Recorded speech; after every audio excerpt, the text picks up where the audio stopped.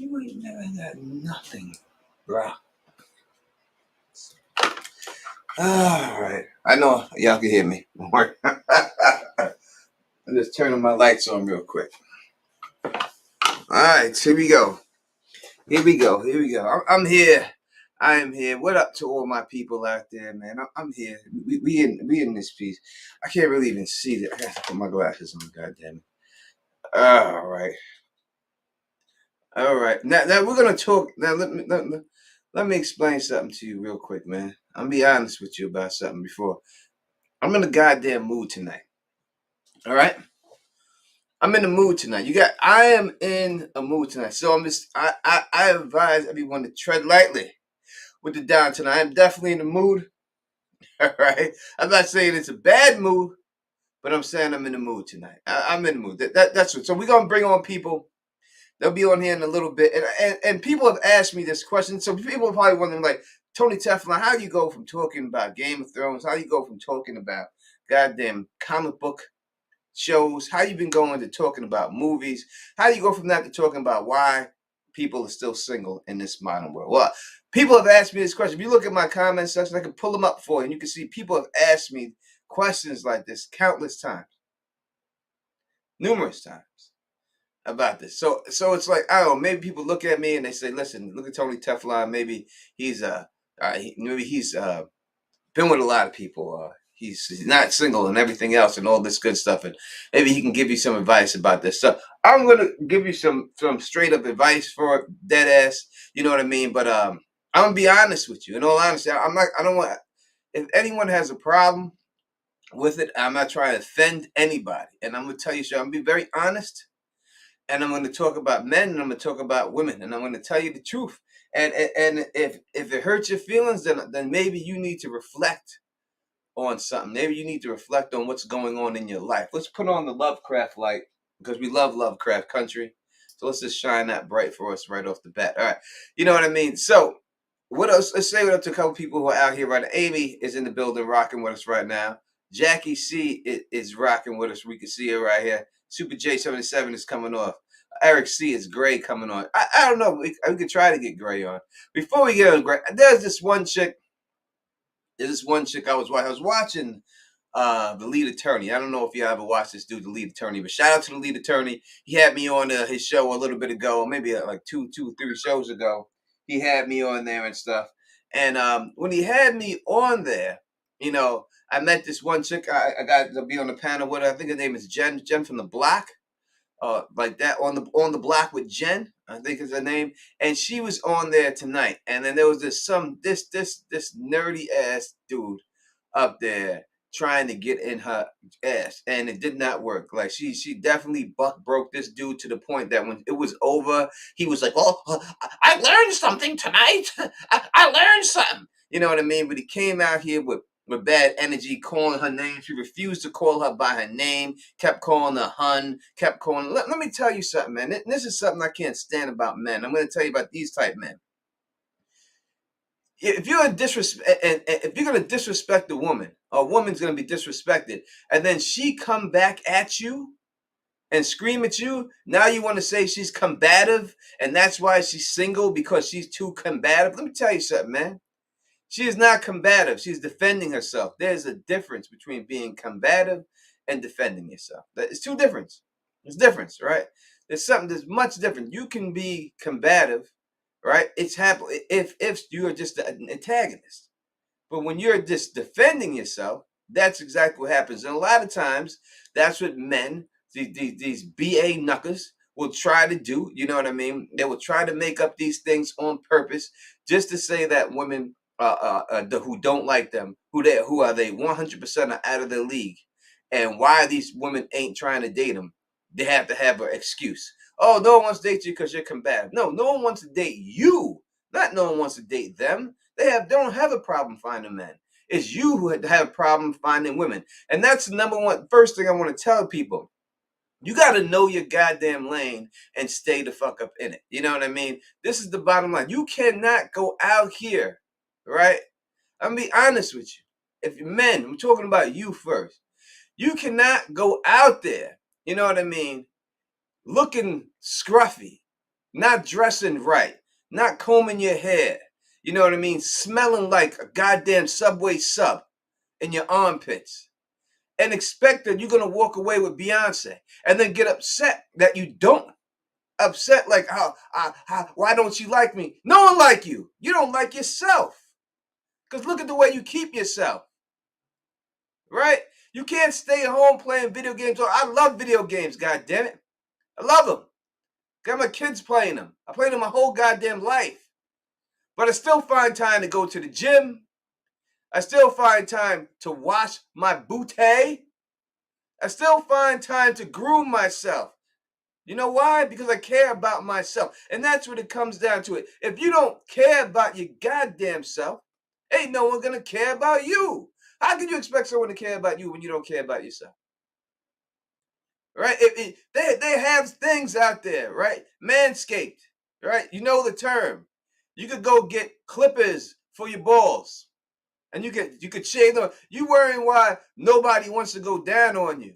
Dudes, this chick don't want to go down on me. You got a goddamn jungle down there.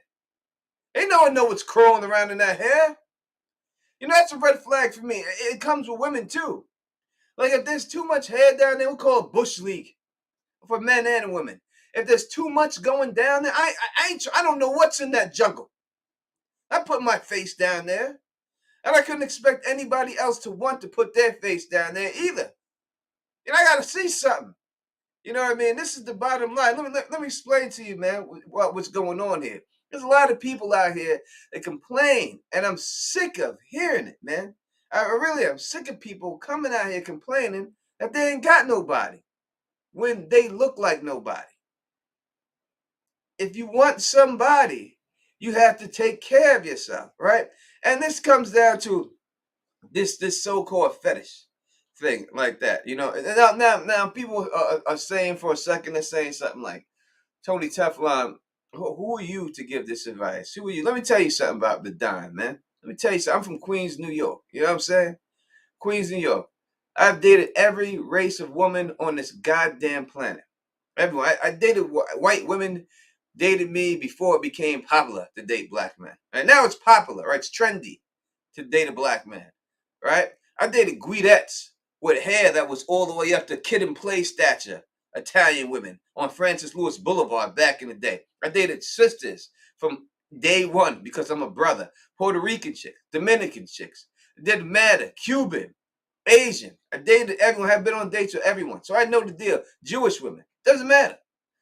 All right. So that's why when I tell you that I can tell you about this, I know the deal.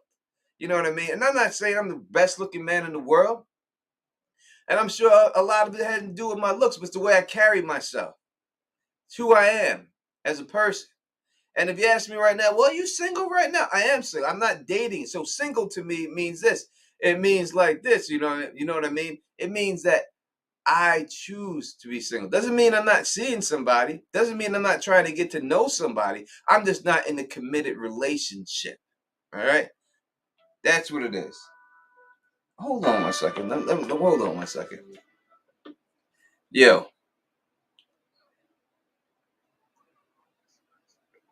dude, I'm on a live stream right now. I can't do that.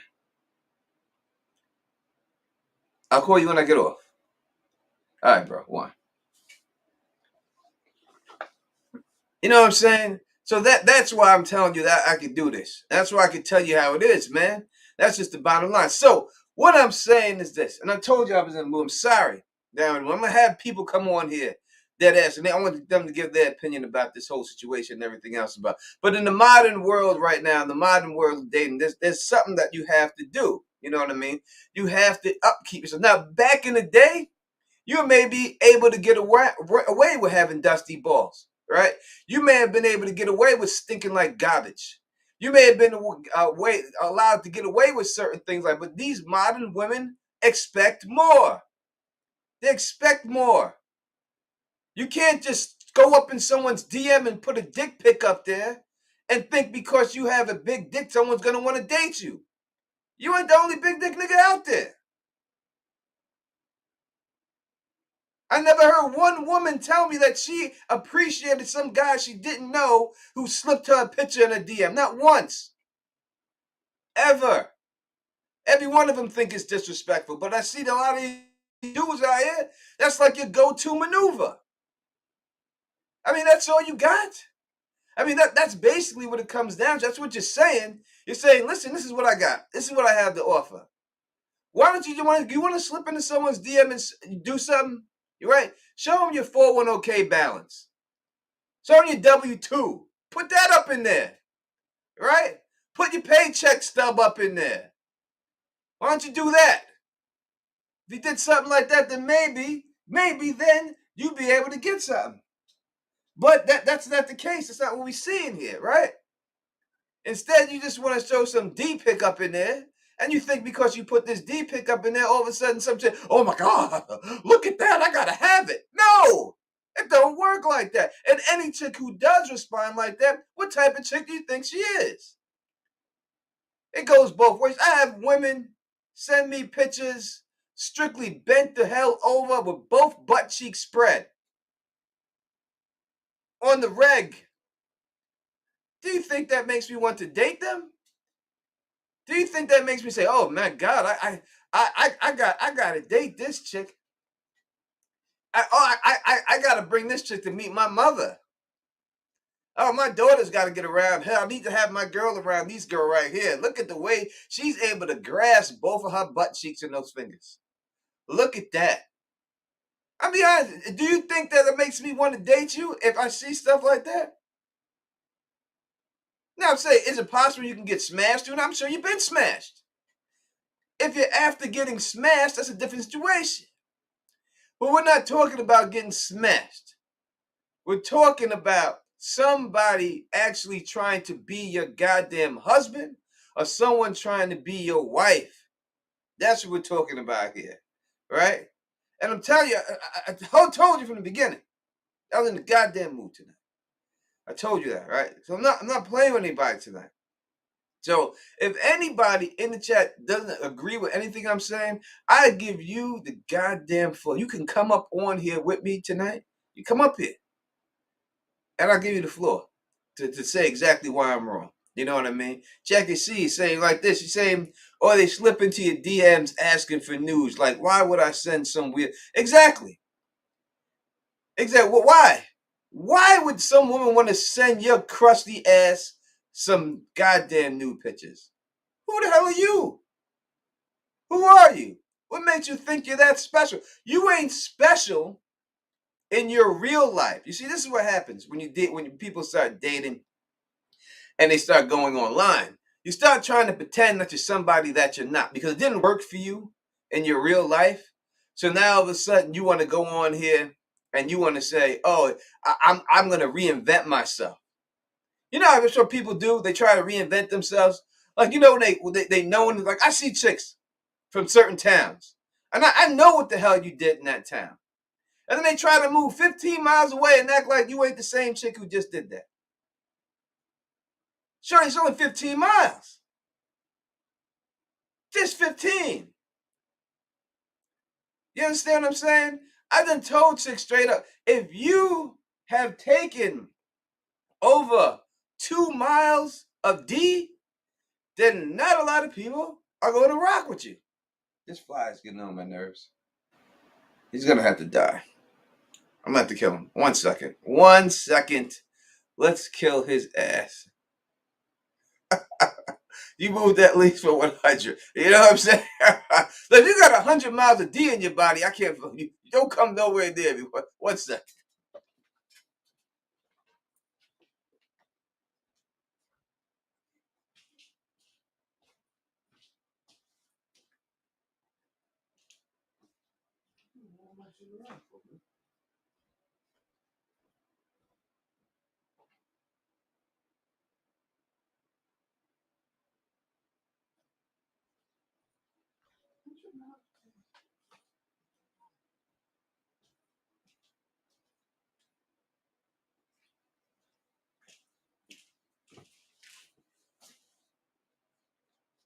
Unbelievable. Where the fuck did this go? Why is she getting fucking hit?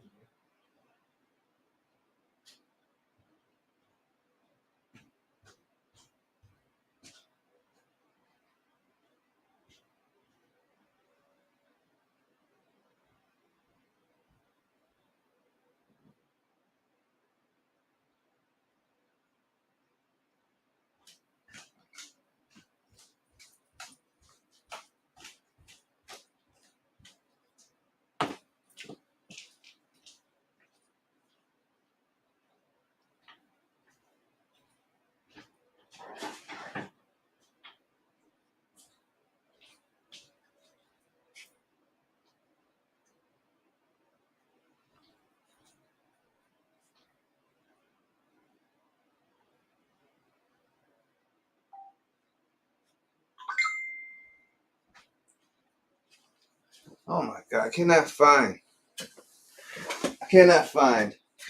it. All right, we'll have to deal with these bastards later.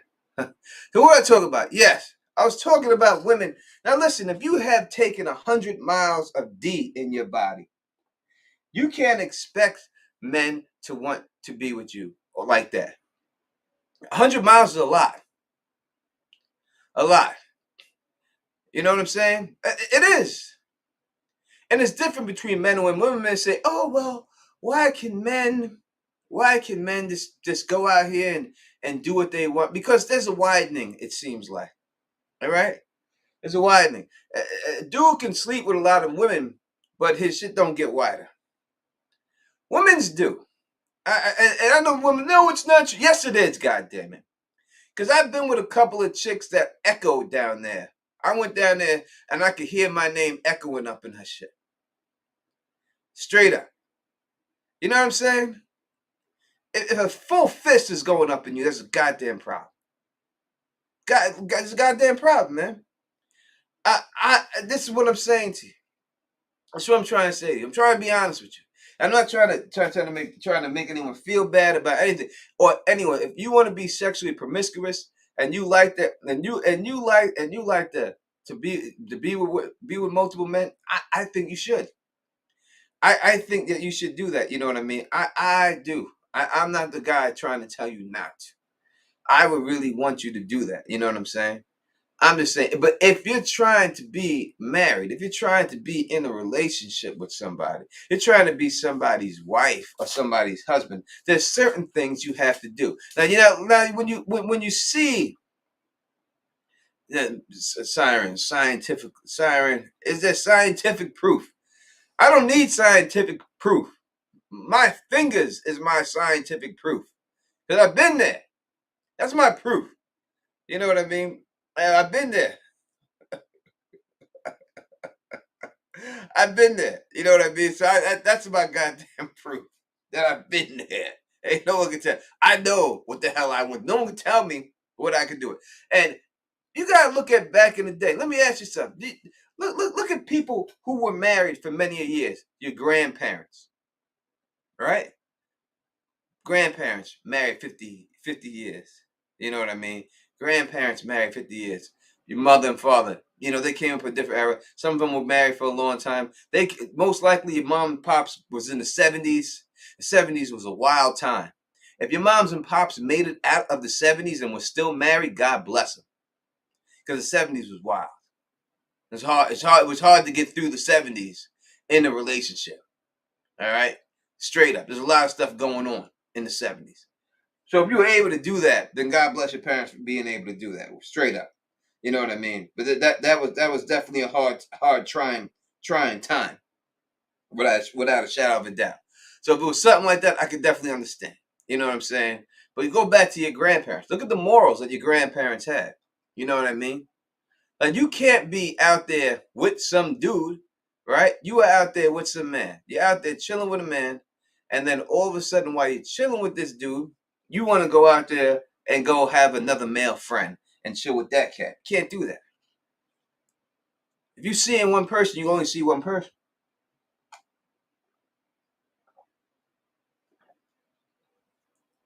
Junior Gagger, I want to know what the 401k balance Stone is looking for. I ain't looking for it.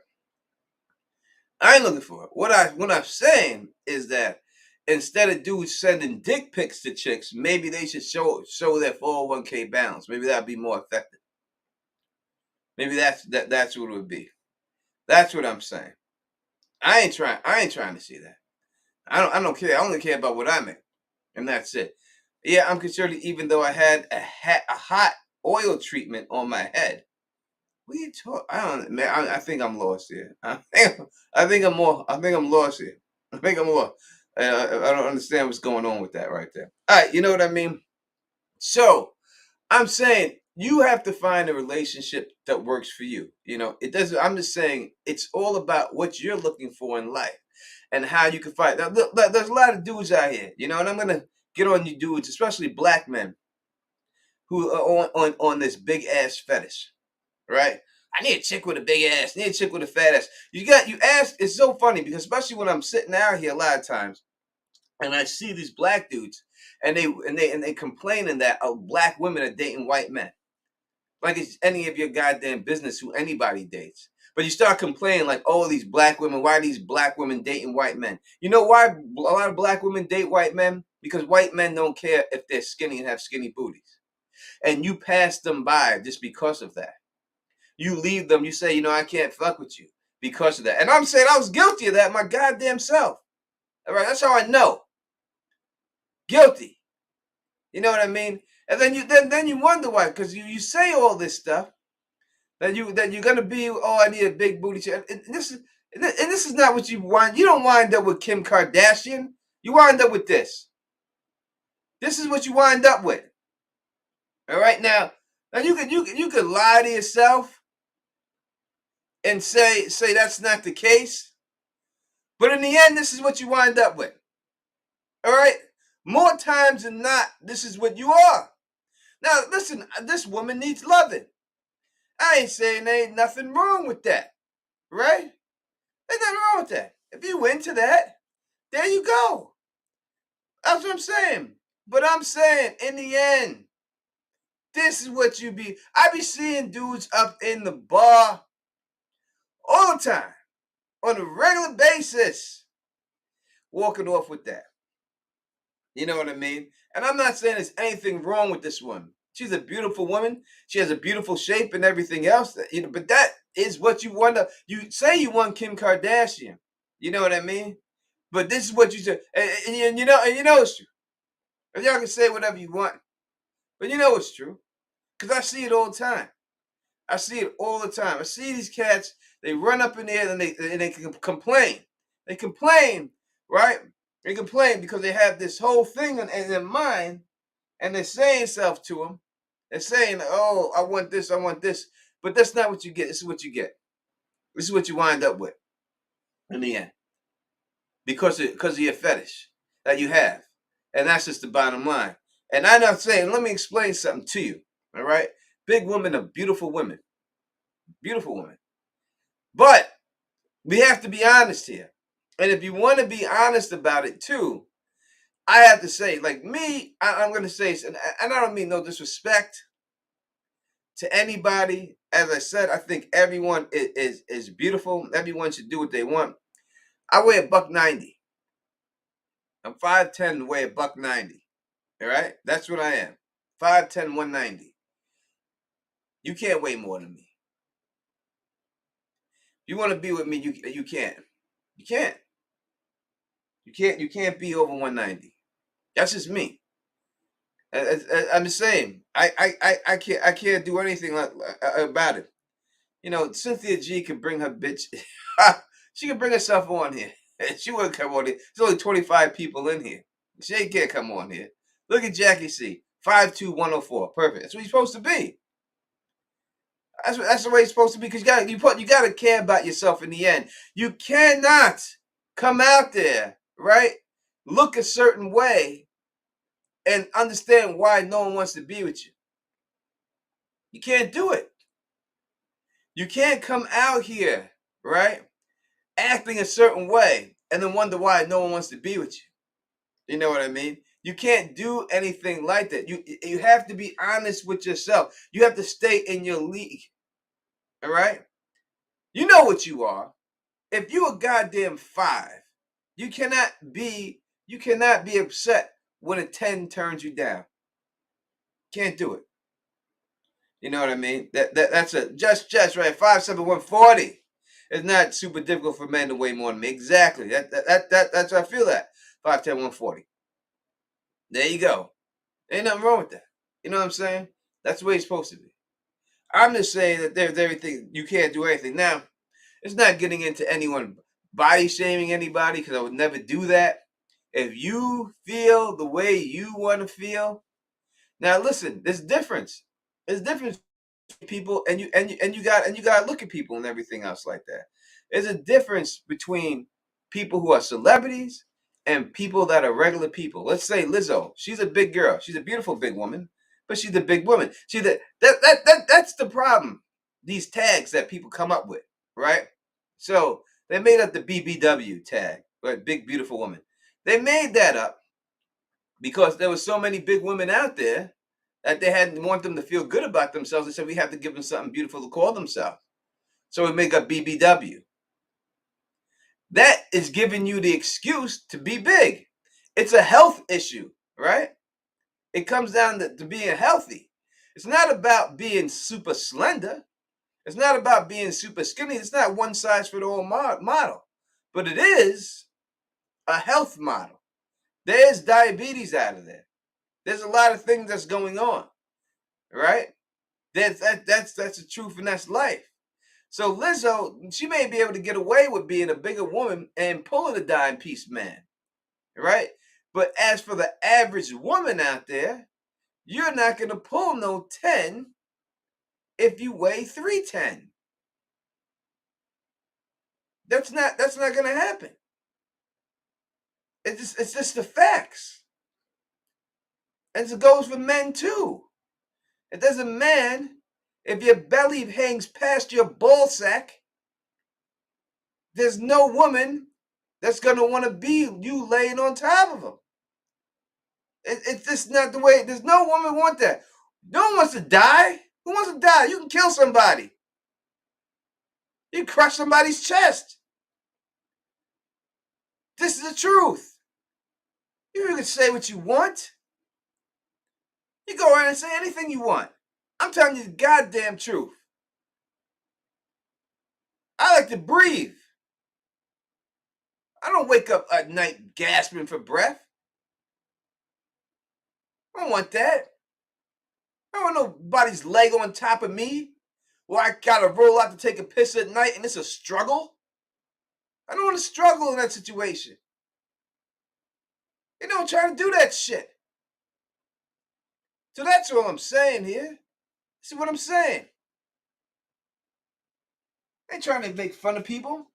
I'm just trying to tell you the goddamn way it is. That's all. That's all I'm trying to do. No more, no goddamn less. No more, no less. $100. You know what I'm talking about, Locker. You know what I mean, man.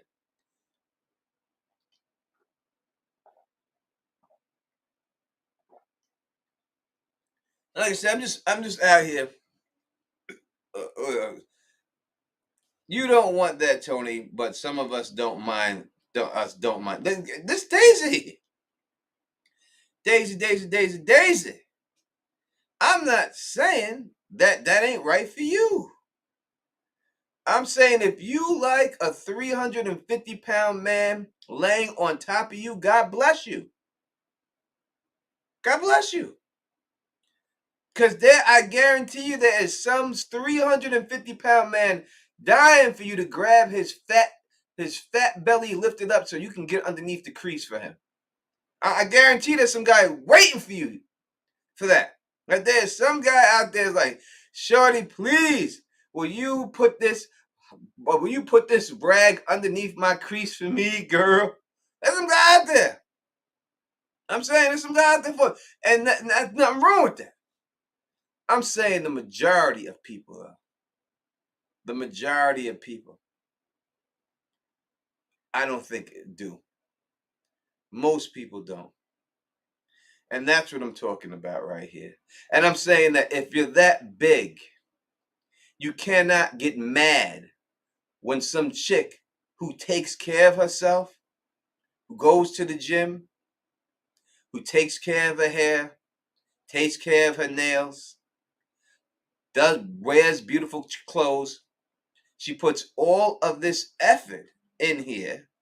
She puts all of this effort into her look, and you're not willing to put a drop of effort into yours. Why would some woman want to be with a man like that? Because I don't think that she's gonna. And I'm not saying that the Don Tony Teflon is the ultimate dude here. I'm not saying that. I'm not saying I'm the best looking man who ever walked this earth. You know, some have said that. It was my mother, but still, someone said it. God damn it. Right? Someone said it. But I'm just trying to give you because people they leave me questions here in the comment section. and on a regular basis on my private message me on Instagram. I'm not gonna blow people up and pull up their private. I'm not gonna do that. People ask me these questions. So I have to be honest, and I don't want to directly say this to one person, and someone get upset. So I have to come out here and say it on a live stream so I'm talking to a bunch of people. So it's just not singling one person out. And there's a lot of things I have to work on myself. You know what I mean? I do. Everyone has to work. It's always an effort. It's always effort going on here. No one is perfect. Everyone's got to put in the effort. You know what I mean? A lot of times, like, my problem is that I start to think, in all honesty, I'll tell you the truth, I'm talking to you right now. A lot of times, I don't think that a lot of women that I could be with, that women that want to be with, I could be with, I think that I am not up to them. Like, I think they can find better than me. So I don't mess with them. Even though they want me and they say that, oh, I want you the way you are, everything. Like, to me, in my head, I'm like, you can do better. You can do better. So go find better. Because I'm not right with myself yet. I'm not where I want to be yet. You understand what I'm saying? So I'm sure there's women out there, oh, I'll wait for you. You can do it. You're great the way you are. But if you get where you want to get to, I'll be here when you get where you want to get to too. Mad women say that to me. But to me, I turn them away. I push them right away and be like, nah, you got to go. You could step. You could go find somebody better. Go believe in yourself. Get out there. Go believe in yourself and get out there and do your thing. That's what I be telling them on the reg. I be telling them that.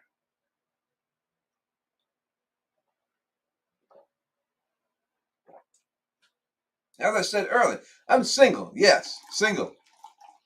But that does not mean that I'm not trying to get to know people. That's the phase that I'm in right now. Is trying to get to know. Unfortunately, you have to go through like a whole bunch of bad chicks to try to find a good one. It would be easy if you could just go through one chick. You know what I mean? Easy if you can just go through one chick and she boom, boom, boom. But unfortunately, you gotta date a whole bunch of bad chicks to get to one good one.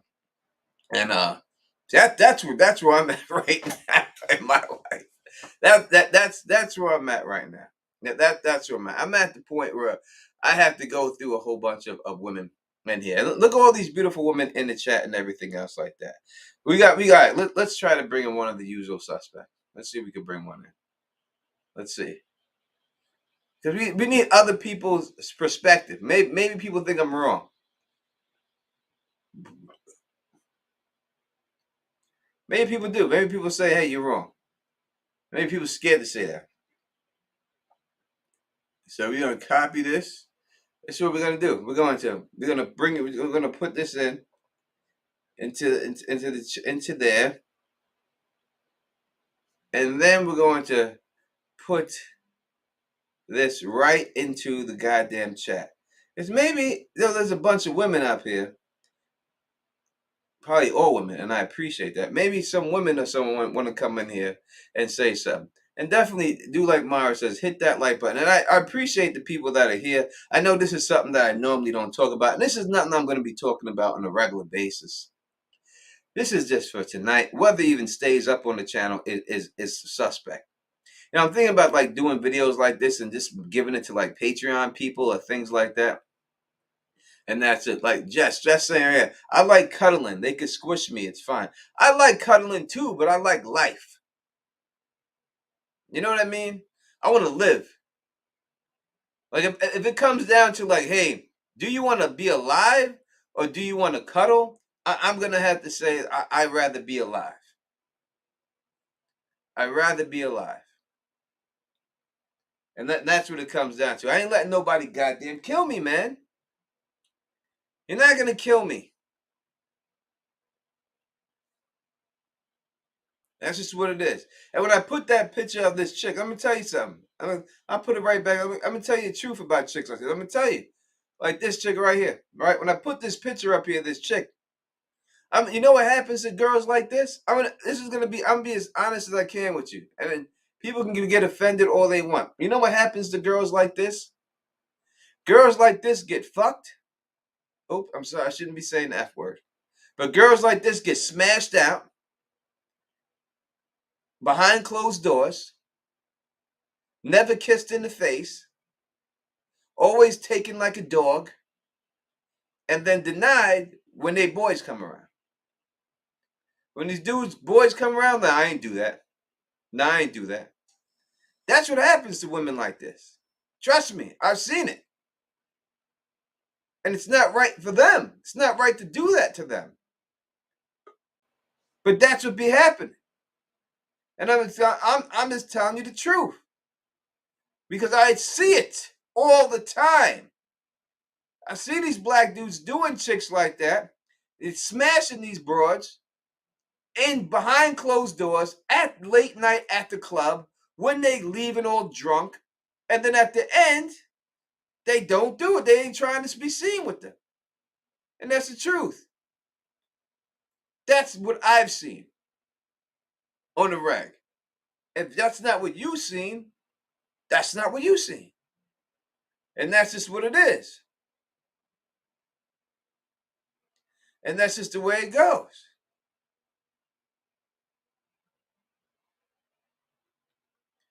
Amy V says Tony's really just saying how most men feel. Not all, of course, but it's true. We can agree to disappear, to disappear. Exactly, we can. You know what I mean? We can definitely agree to disagree.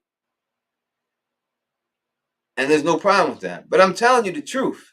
And if you're a body-shaped woman like that, I'm telling you the truth. I'm trying to prevent you from being in situations like that. I don't want to see people go out like that. It's not fair. I want to see people find love in their life, find respect in their life. If some dude is only willing to bend you over to have sex with you and doesn't kiss you in the mouth, there's something wrong. If a man's not willing to kiss you on the lips, look in your eyes when he's having sex with you, and all he wants to do is doggy style all the time, there's a problem. There's a problem. Right? Let's be real about it. There's something going on. Let's bring in Phil, the issues guy. I see him here. Let's bring him on.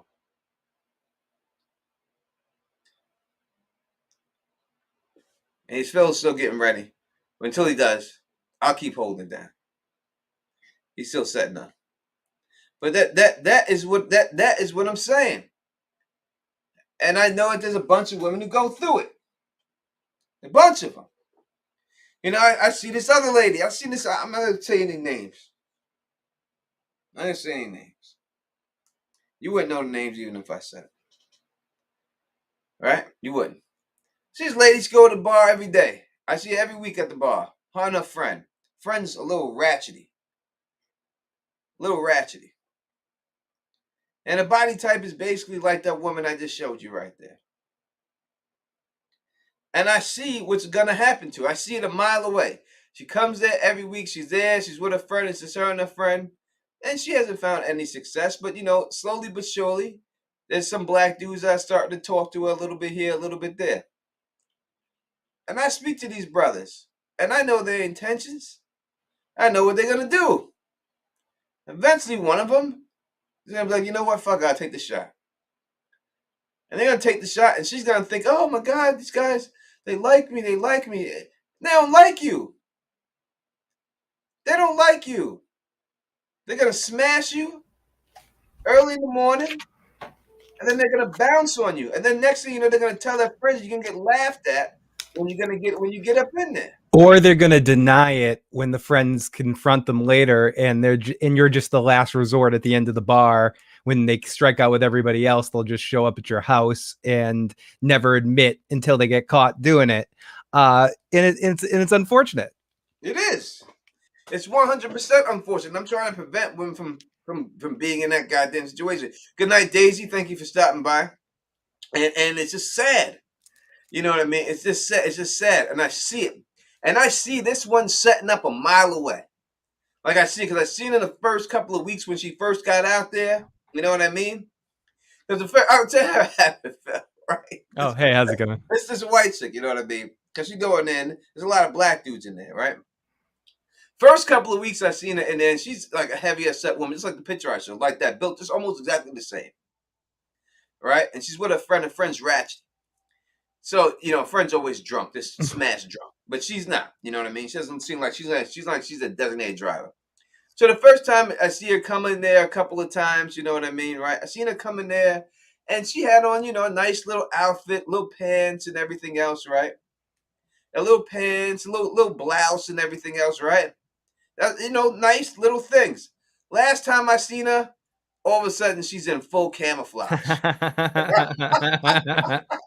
Full camouflage dress, Phil. Full. You know what I'm saying? With a bandana around her head and shit. You know what I'm saying? So I know what's going to happen. I know what you're doing. I know what you're trying to do. I know what you're doing. Yeah. Sorry. So I see this coming a mile away, and I feel bad because listen, I've seen dudes turn chicks' houses into crack houses. Not saying that everyone would do it, but I'm saying I've seen it happen to women like this who have low self-esteem about themselves. Yeah, I had a buddy of mine, or he used to be a buddy of mine. He wasn't at the time that this happened because he got too into the whole drug path. Some of us started at the weed line, took some hallucinogens. It's kind of stopped there. Some people proceeded down the path. He got to be, a heroin junkie and then eventually a pills junkie. He dated this girl who was a nurse who was not dissimilar to the picture you were showing. And he dated her, moved in with her, she was like the cool, sexy guy in high school, and she always had a crush on him.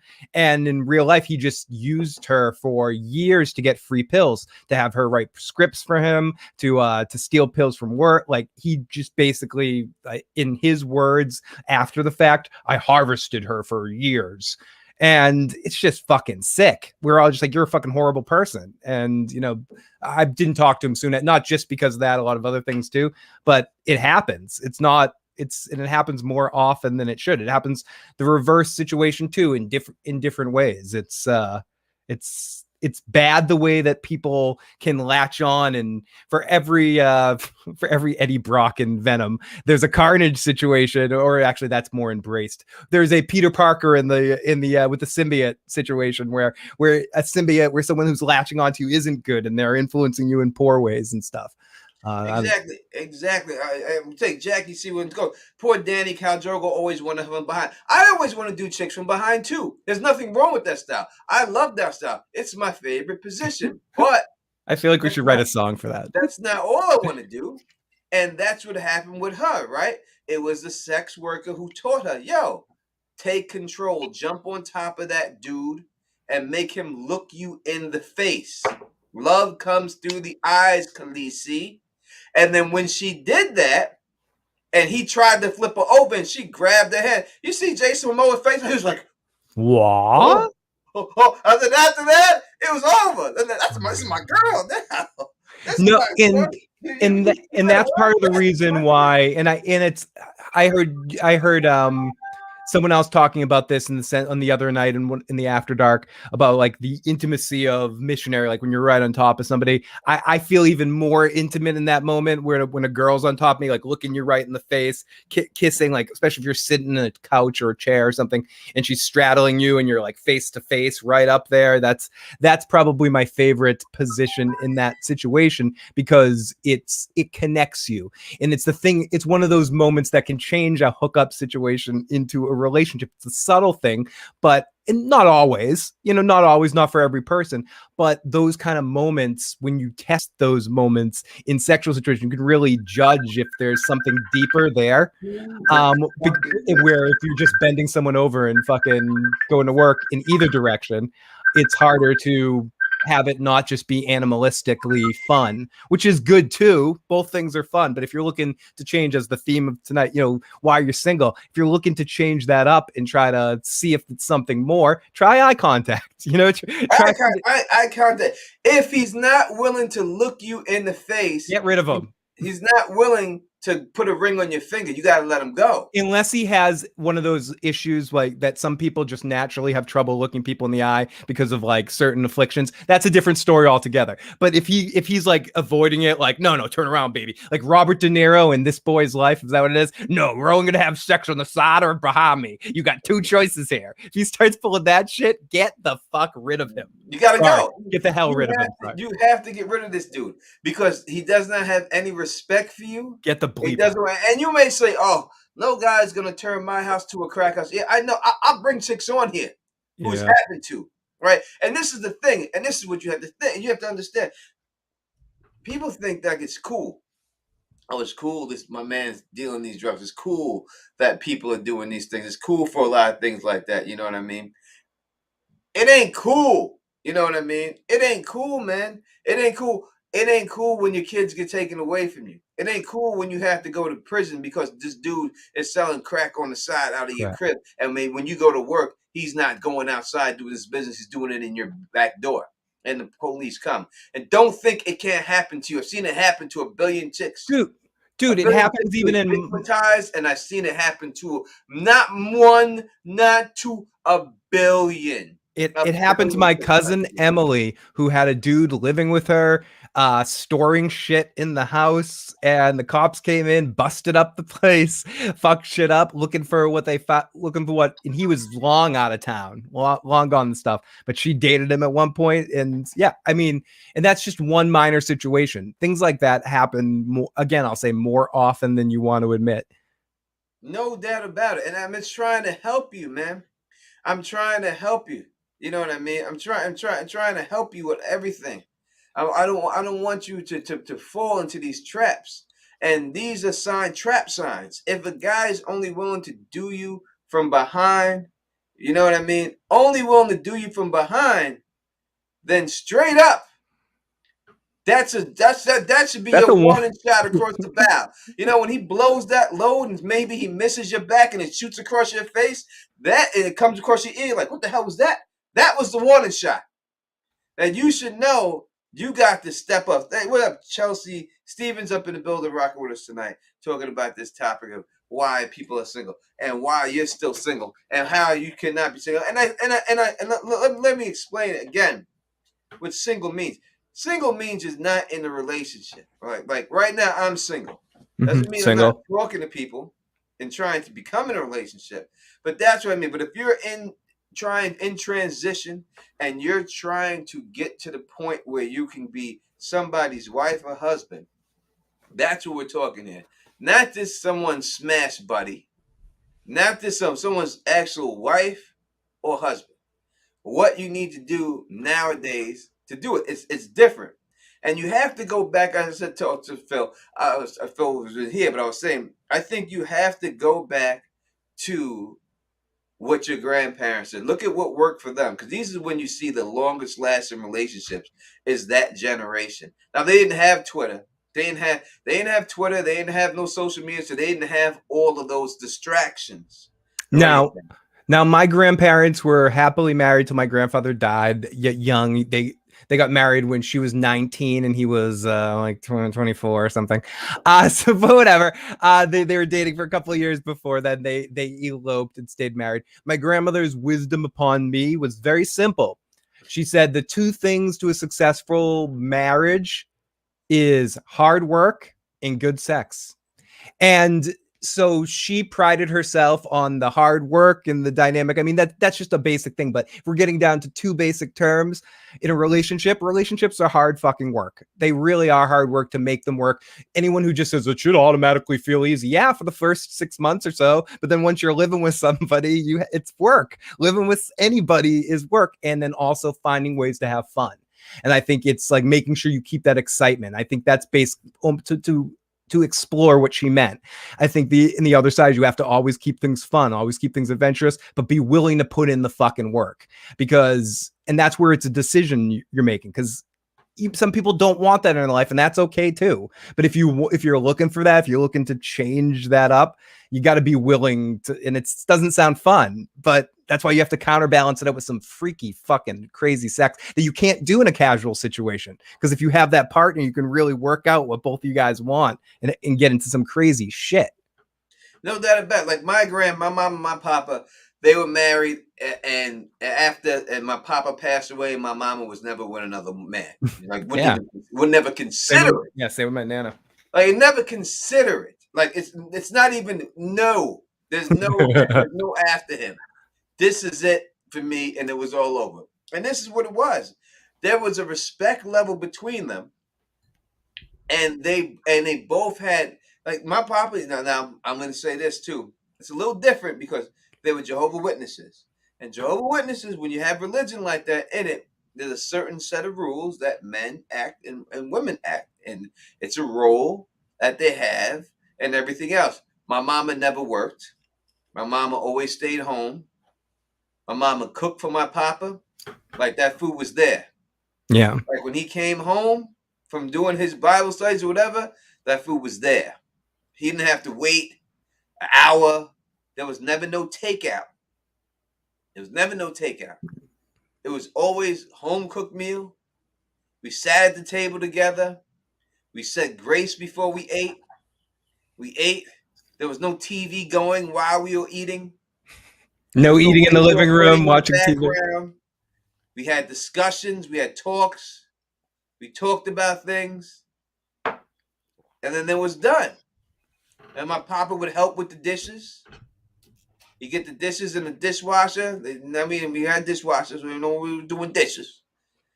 But that's what it was. Did you get in the assembly line where one wipes one of that? We did that stuff. Yeah. I've done all that. I always wanted to be on the dry. It was a mutual respect. They had roles that they played, and they were happy to play those roles. Right? Like, I see women all the time. You say you're dating somebody, but then while you're dating this person, you got a male friend that you may, I'm going out with my male friend. My mama got no male friends. There was no male friends for my mama. I love being that. Never had a male friend. There's no, he's just my buddy. He's my fit. There was none of that shit. Mama ain't no friends. Her male friend was her husband. That was it. I like being that male friend, by the way. Yeah, male friend is. It's a good job. It's a good. You know what it is? You ever see those back in the days? They had those little glass vials with a cigarette in it, and it said, "In case of emergency, break glass." Yes. Yeah, that's really a dick. And that's what a male's friend is. It's also when you're out, you get to go out on girls' night. So if there's single girls in the situation, your friends are suggesting you to them. You're in the club.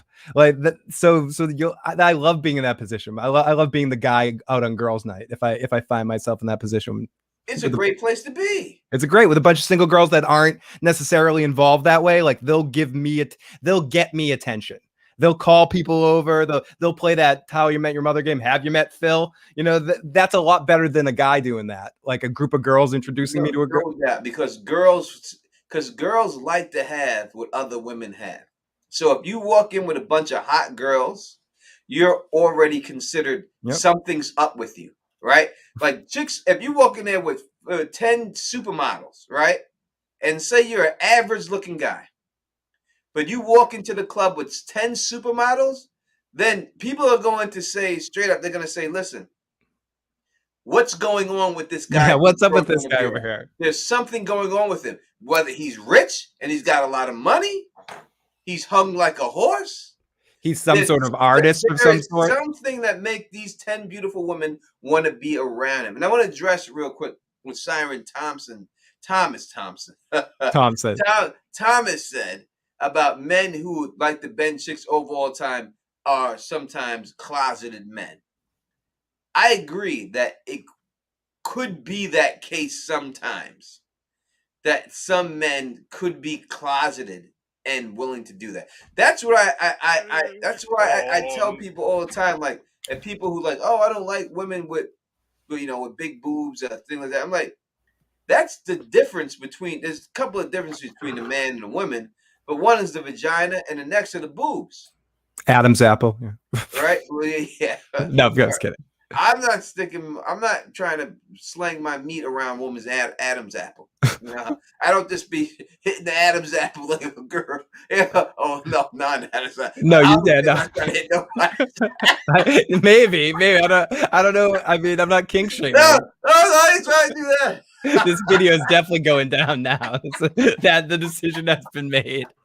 We got to clip that. Yeah. Y'all know what I'm talking about, guys. That was good though. That was good. You know what I Good, mean? good That's radio what right I'm there. talking about. But no, I believe that there are guys like that definitely into things like that. Without that it's no doubt that some men are definitely closeted like that, and that's the reason why they do things like that. You know what I mean? Kind of like like when kind of like when uh, don't be a menace while drinking your juice while in the hood when he has the girl dress up inside she has in a football uniform, Yeah. and he's like, I'm gonna tackle you, I'm gonna tackle you. Coreless, wild topic. Yeah, perfect moment to just drop in right at that point in No, the no, conversation. I'm going to tell you, a funny story real quick is I had this one chick I used to date, and yes, we were dating, and she was a hockey player, and she was really good at hockey, like she was really good, because she used to be like a figure skater. Oh, she was like one of the Mighty Ducks. Yeah, so when she got on there, her skating ability was just so great. These other chicks, Shoot, they couldn't skate with her, but she was mean. Yeah, She's Connie from the Yeah, from the and from she the. used to always come over to me. She was real cute and she was mean. She'd be like, "Watch me, Tone. I'm gonna check this chick right into the boards and break her face." And you would look at her, and then she just laugh about it when she do it. Boom, and she slam him. And I'm telling you, It's so hot. I loved it. I loved That's it. awesome. Yeah, that's great. I remember one time we had came back and she was getting unchanged in the dressing room. She was the last one there, and I actually considered like leave your pads on. It's gonna be why you leave your pads. And then that came across my mind, and I didn't do it because of that movie. Because of that movie, I did not do it. But I actually was gonna do it because I was attracted to her, not just because, but the fact that she was who she was in her hockey uniform made me attracted to her too. You know what I Mm-hmm. mean? So that made me, but I stopped. I caught myself in when I was about to do it, and I was like, "Wait a second, No, this is too close. yeah, it's too close. I can't run I'll start laughing or something like that. or anything like that. You know what I mean? Hey, if I'd still make Linda Carter dress up in the Wonder Woman costume. I'm not in. That's different. I'd be like, could you please put it on? Or Ben Stiller's wife there, I'd have her dress up like Marsha Brady because of the way she looked in those Brady Bunch movies. Yeah, I would could, have this is what I would do. If ex-wife, I was with Linda Carter and she came through the room, I would just be laying down. This is what it'd be. I said, which is the last. I'd be laying down, naked, right? Naked. You do the naked man. I'd be naked, laying down, hard as a rock, and I want her to come through the door and twirl. This, that's it. That's a twirl. That's it. This twirl for me. She could leave right after that. That's it. Just twirl for me, Linda. Please, just do that spin. That's all I need is that goddamn spin. Give me that spin, and everything else would be all right for me. Oh golly, I'd take I'd still take a ride in that invisible jet any day of the week. All day. Her age and all that, she could definitely do the job for me without a shadow of a doubt. Be right back. Going to make some nice cream. Don't ask. Trying to not gain weight because Tony said I won't be loved. Who said that? Siren. Yeah. What's you're right. Nice cream? I don't know what that means. And don't ask. Just trying to get Tony said I won't be loved. I did not say you would not be loved if you gain weight. I just said that you have to stay in your lane. I don't think that's a bad thing to say. Yeah, and I don't think that's necessarily just, I heard you a little bit as I was driving home. I don't think that's necessarily even just about weight. I think in some ways it is good to know, and that's not to say you shouldn't overshoot or shouldn't go for, and I heard you and I believe you and Anna were talking a little bit about this in the early part of the After Dark too. I believe you got to swing, you don't,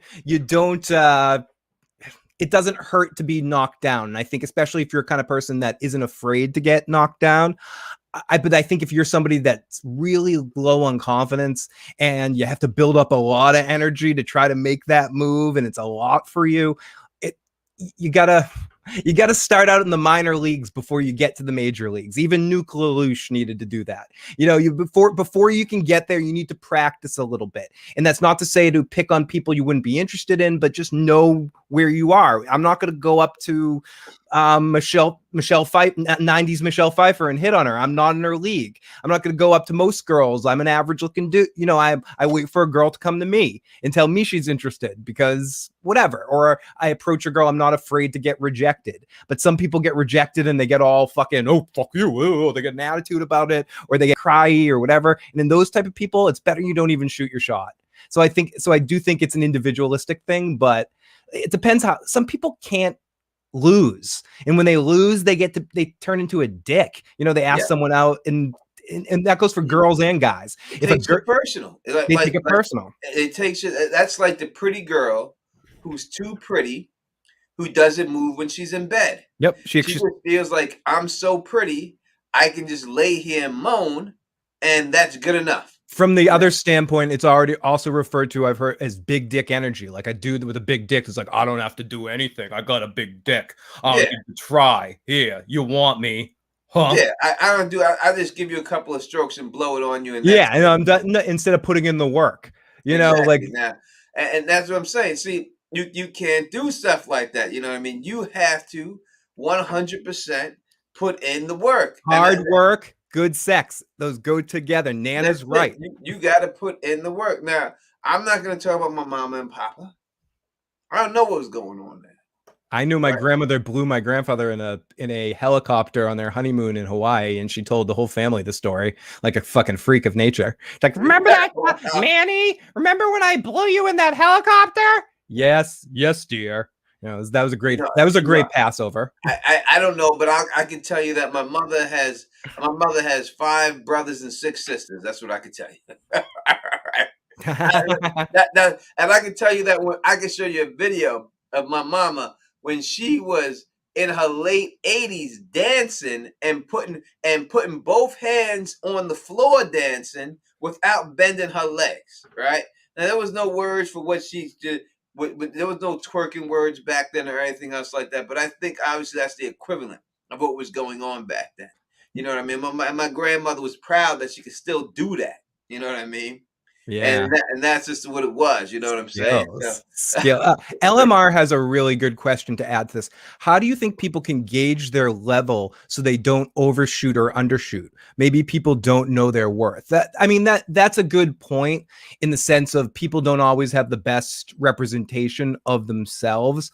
So it is difficult, but I would say just go for someone that you're into, but don't be ridiculous about it. You know the kind of girls or guys that are just not necessarily people that and I'd say it's more of a personality thing too. It's talk to somebody, anybody, regardless of how they look. Talk to them for 5 minutes, and they're going to change how they look in front of your face. You're going to see them morph, and they're going to become someone you can approach or someone you can't. It's like the black and white video of Michael Jackson. Their faces are going to morph. And I think the more you talk to someone, there's been girls that I found really unattractive when I first met them. And I talked to them for an hour and I'm like, this girl's fucking hot. And that's where you feel the chemistry. So there is an element of that too. Yeah. So chemistry does count. You can be an ugly guy and have chemistry with some chick, and she might like you. She could be above your level in looks. There's a reason why they make There's a reason why they make movies. I don't know. I said movies. I put combined. I thought you were gonna say mutants, because I thought you were talking about like the X-Men and stuff. Combined 2 words, but there's a reason why they make movies about those situations, because they're unlikely. Yeah, they make movies about situations like that because they know that guys will watch it because this is what they dream of. And they watch the movie and say, it's possible. It's possible. It can happen to me. It's what happened to me. No, it can't happen to you. That's why it's a movie. All right? Beauty and the Beast. Ain't no beauty wants your beastie ass. All right? No one wants Ron Perlman. No one. All right? No one. Do you think Lil Wayne would get the women he got if he looked the way he looked and wasn't Lil Wayne? Do you think that Flavor Flav would have gotten anybody on Flavor of Love if he wasn't Flavor Flav? You think Hoops would want anything to do with him? Sorry, I'm No, still pissed that he exactly. went anywhere near that girl Hoops. She was so beautiful. Exactly. You think that that's the way it was gonna go Flavor. down? You know, he would have got the girl who pooped on the floor. That's what he Yeah, gets. yeah, that's about his level. The girl that got That's kicked, what Flavor Flav would get, man. the You girl that got understand what I'm kicked out saying? day Come two. on, man. Look, you got to be realistic, and that's the bottom line. So when I look at it and then say, how do you gauge people's levels so you don't overshoot? I'd say you could shoot your shot, but don't be upset when someone rejects you, Yeah, when you know that they're about. That's the whole thing. Don't get mad about it. And don't start calling women names. Oh, she's a stuck-up bitch. She's a gold digger. No, she just don't like you. All right, you no one got to be stuck up not to like you. They just don't like you. This is what it is. get the There's fuck women over who it. don't like me. Yeah, There's women that like that didn't like me. there's arenas of women that don't like me. No, don't. And I don't see no black men. I'm telling you, black men. I'm talking to y'all, motherfuckers. Because I see it all the time, especially because I see black women hitting on white women. And some white woman doesn't like him. Oh, you don't like me because I'm black. No, she just don't like you because of you. Don't try to play that goddamn card. So that you just guilt this chip. Oh, he thinks I'm racist, so let me give him some ass and let him know. That's what they're hoping for. When you say that, that's what you're hoping for. That is 100%. Yo, my goddamn. Maybe I can make her feel guilty into hitting me. You know what I mean? Make her feel guilty. I can pull a race card on her and make her feel guilty about having sex with me. She don't like you. All right, Both, now go look in the mirror at yourself and figure out what's wrong with you. You can't be everybody's cup of tea. It's just the way it is. Not everyone's going to like you. and you said it earlier. Everyone needs to work on something about themselves. And Mara is making excellent points in the chat. You got to learn the art of eye fucking. And Steph also says it's a numbers game. Yeah, you can't be afraid to try and fucking fail. And when you do fail, don't be a little fucking asshole. Regardless of what it is, and like I said, that goes for both sides. There's girls I've seen that when they make a move and a guy's not interested, they're like, "What the fuck? How dare you not be interested in me? Go fuck yourself." The same sort of shit. Like and dudes when they try and they're like, "Fuck you, you just don't like me because I don't have money because I'm not tall." Or I heard someone ask the other day why people lie about their height because they're trying anything to get to the front door. A lot of those people are just a homosexual. They're trying to get in the front door to put their stuff down. Instead of looking at what the true problem is, which is yourself, what you could do to be better, people would rather blame the person why they don't like them. You don't like me because I'm short. You don't like me because I'm too tall. You don't like me because I'm hairy. You don't like me because of this. Yeah, No, you don't like me because I have a little dick. No one knows you got a little dick until you pull your little dick out. All right? No one knows that. And I guarantee there's a billion little dick niggas out there with beautiful women because they know they don't just rely on that. Nope. They learned that they had to do other things. So maybe they got their tongue game up. Yeah, they Maybe got those little attachments that you can put on the. Maybe they got the tongue game to that point. Maybe they got they're funny. The extension maybe they sleeves. depend more. They don't depend on just that. You know what I mean? You have to do something about it. Maybe they figured out certain positions where it doesn't matter how big your dick is. Where you can hit it, lay it this way. You can lay it that way. You In can the do butt, it this Chuck. way. You can get in there, and you can get in as deep as you got to get in. You know, there's things you can do. Yeah, exactly, Mandrell. Tell him to work on its stroke game. And Mara says, lying about your height is a red flag. I will turn around and walk, and I'm going to put the F out. And yeah, lying about anything, especially stupid, trivial things, are definitely, I just don't get it. People lie about their age really quick too. I mean, I'm connecting to some stuff you're talking about on Saturday night with the online dating stuff, but it connects to this in the sense of why you're single. I think of why you're single. A lot of people are so quick to want to say the right thing that they automatically say the wrong thing because they lie or they mislead in different ways to try to cover up insecurities that they have, whether it be their height, whether it be being divorced, whether it be they have a kid or something, whatever they're trying to hide, there's always some sort of little deception. And one of those things with with guys, it's height, being over 6 feet tall. I'm over 6 feet. I'm 6'1". Look at this fish I'm holding. I'm awesome. Huh? Fucking stupid. Yeah, Marshall. Yeah, old ass pictures too. You know what I Yep. mean? You got to be real, and this is the whole thing. And this is what I tell any chick. I tell them, and it's from a movie. Wesley Snipes actually said this in the movie. Let's see if I And know which and, movie. and I use this line. I say it Let's all see the if I time. know which movie. Let's see. I say I don't think so. No one knows this movie when I say it. No one knows. But here it goes. Wesley Snipes said it. He said, listen, this is me. It's either good enough for you or it's not. And that's it. Is it the Money Train? No, it's not Money Train. I'm imagining him saying that to young Jennifer Lopez in that movie. I just wanted to imagine her for a second. Yeah, but that's who I am. I can't be anyone other than me. If it's not good enough for you, that's fine. It can be good enough for somebody else. But I'm not going to change or try to act something differently because you want me to. You have to take me for what I am. And if this is not good enough for you, then I hope you find someone who truly is. And that's just what it is. That's the way I get down. I don't give a fuck. I don't give a fuck. Mara says, I've had the most fun with a medium-sized peen. Actually, I prefer it. Jess says, I'm 5'7", and the shortest guy I've dated was 5'6". That's not that bad, but as long as you weigh more than me and your shoulders are broader than me, it's all good.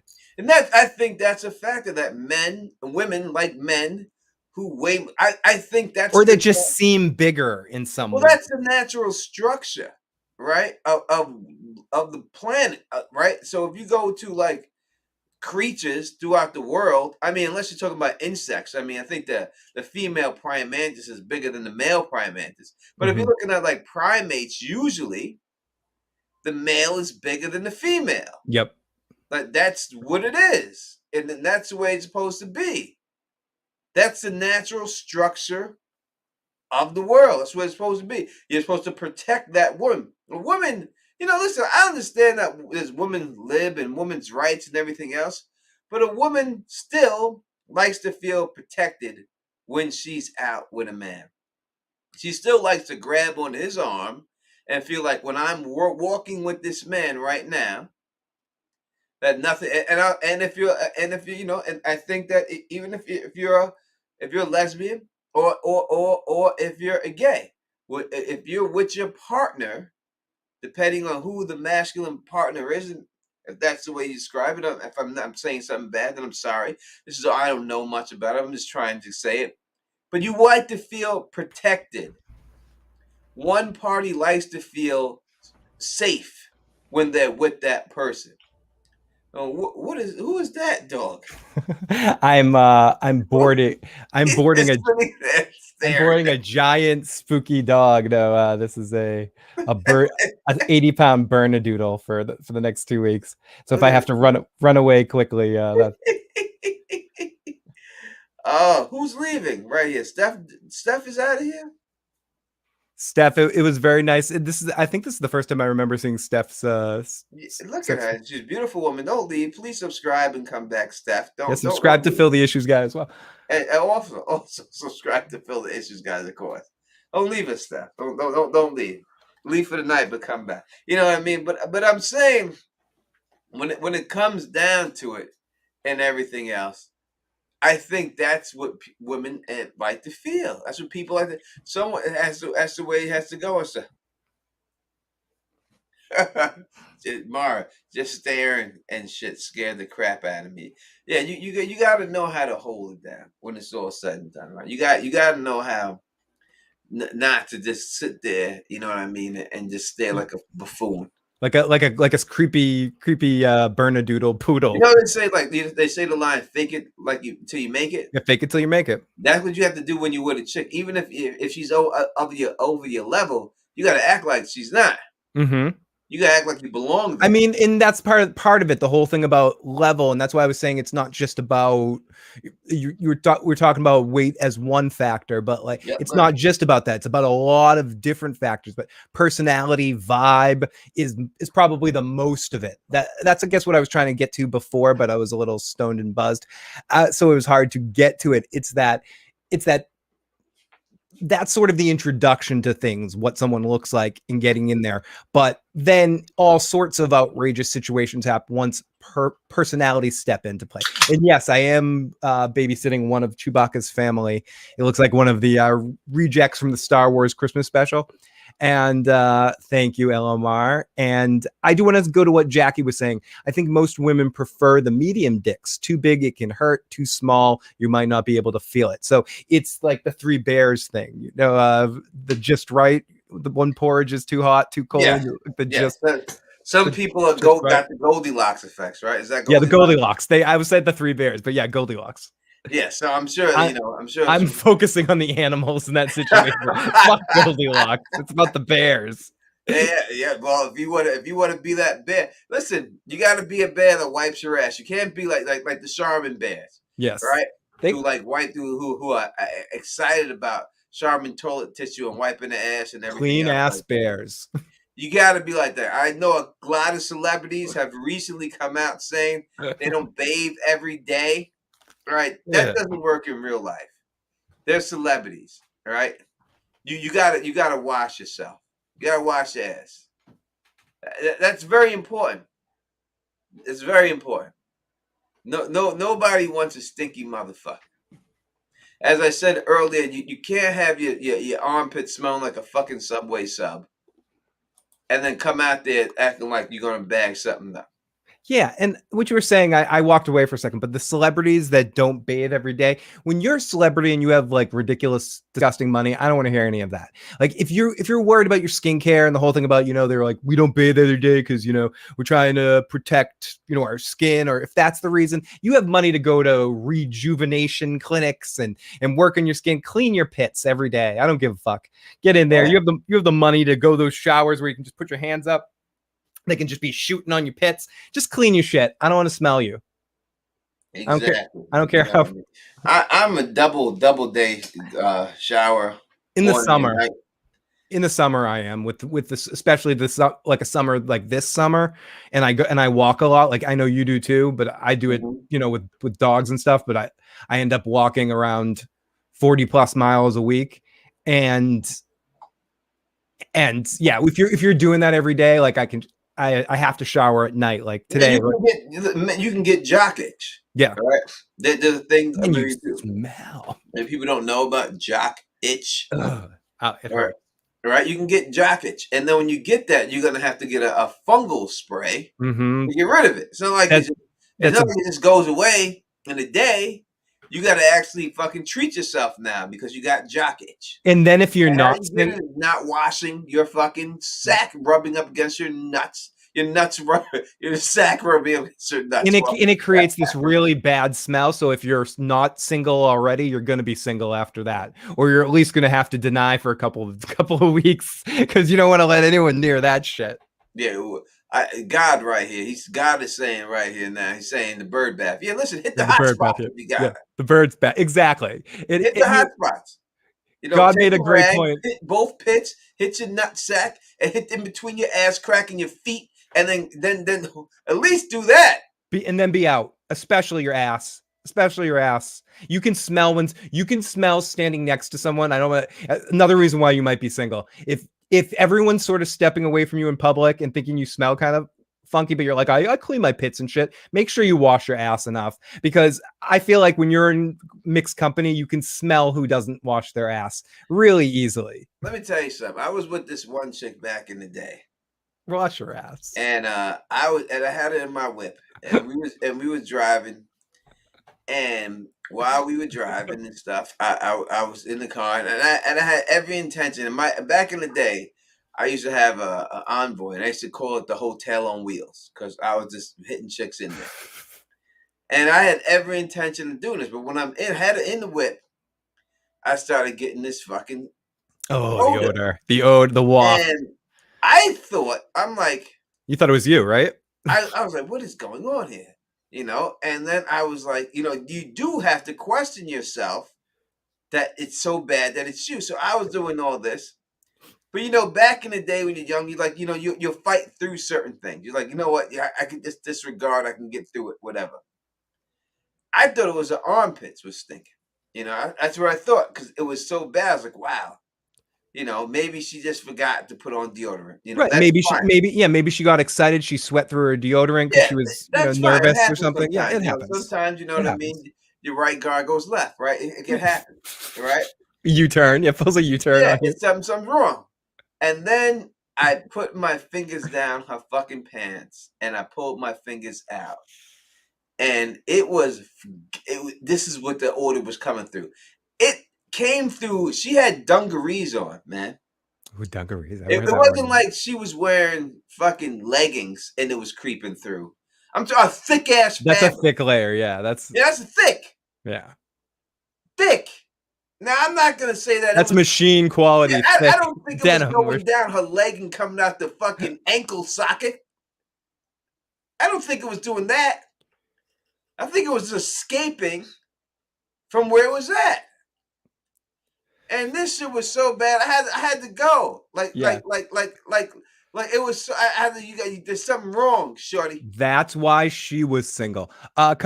Mara says, I'm a grown woman. I will bathe a man. I will change your products, your whole regime. If you belong to me, you will be clean. You're the kind of girl I love dating because my Who said hair that? gets Mara. You're the kind of Mara, girl I beautiful. love dating because Mara's my perfect. hair gets in amazing shape when I date a girl like you. Because you're like, no, I'm gonna get you the right shampoo, the right hair products. I'm working on that fucking shit and getting it good. Uh, See, Mara is a perfect woman, you see, and this is the problem I have. You have women like Mara, beautiful black women like Mara, right? And I know that black man will sit there and pass her up because she doesn't have from the picture that I'm seeing. I haven't seen her in person, but from the picture I'm seeing, she doesn't have the ideal music industry big ass as a black woman they expect to have. And because of that, they'll pass her up like, oh, I can't do this, blah, blah, blah. And then you'll Dumbass. complain when some white guy is like, I'll take it. I'll take it. Were you stupid? And then you Yeah, wait, complain, I was just oh, about to say, what are you? Shut up. Are you she only date stupid? white guys. And you complain about it. Do you see that girl? Are you stupid? Yeah, you know what I mean. That's the problem I see in the mother in our fucking in a community. That see that women, like beautiful women like this, is getting passed up because they don't have what they would deem the typical. Oh, you got to have that Cardi B. Cardi B got ass shots. All right, that ain't an ass. That's fucking oil. That's And fucking I was oil up doing, in I was there. inserting something that was supposed to be. I was like, shit. And we get some couple of other fun comments here. AK, wash between your ass cheeks, clean the cheese off your balls. Don't allow buildup under your boobs. Wash between the vag lips and scrub your pits. It's not that hard. AK, as usual, speaking some truth. Carlo Wayne says, wash your ass needs to be on a t-shirt too.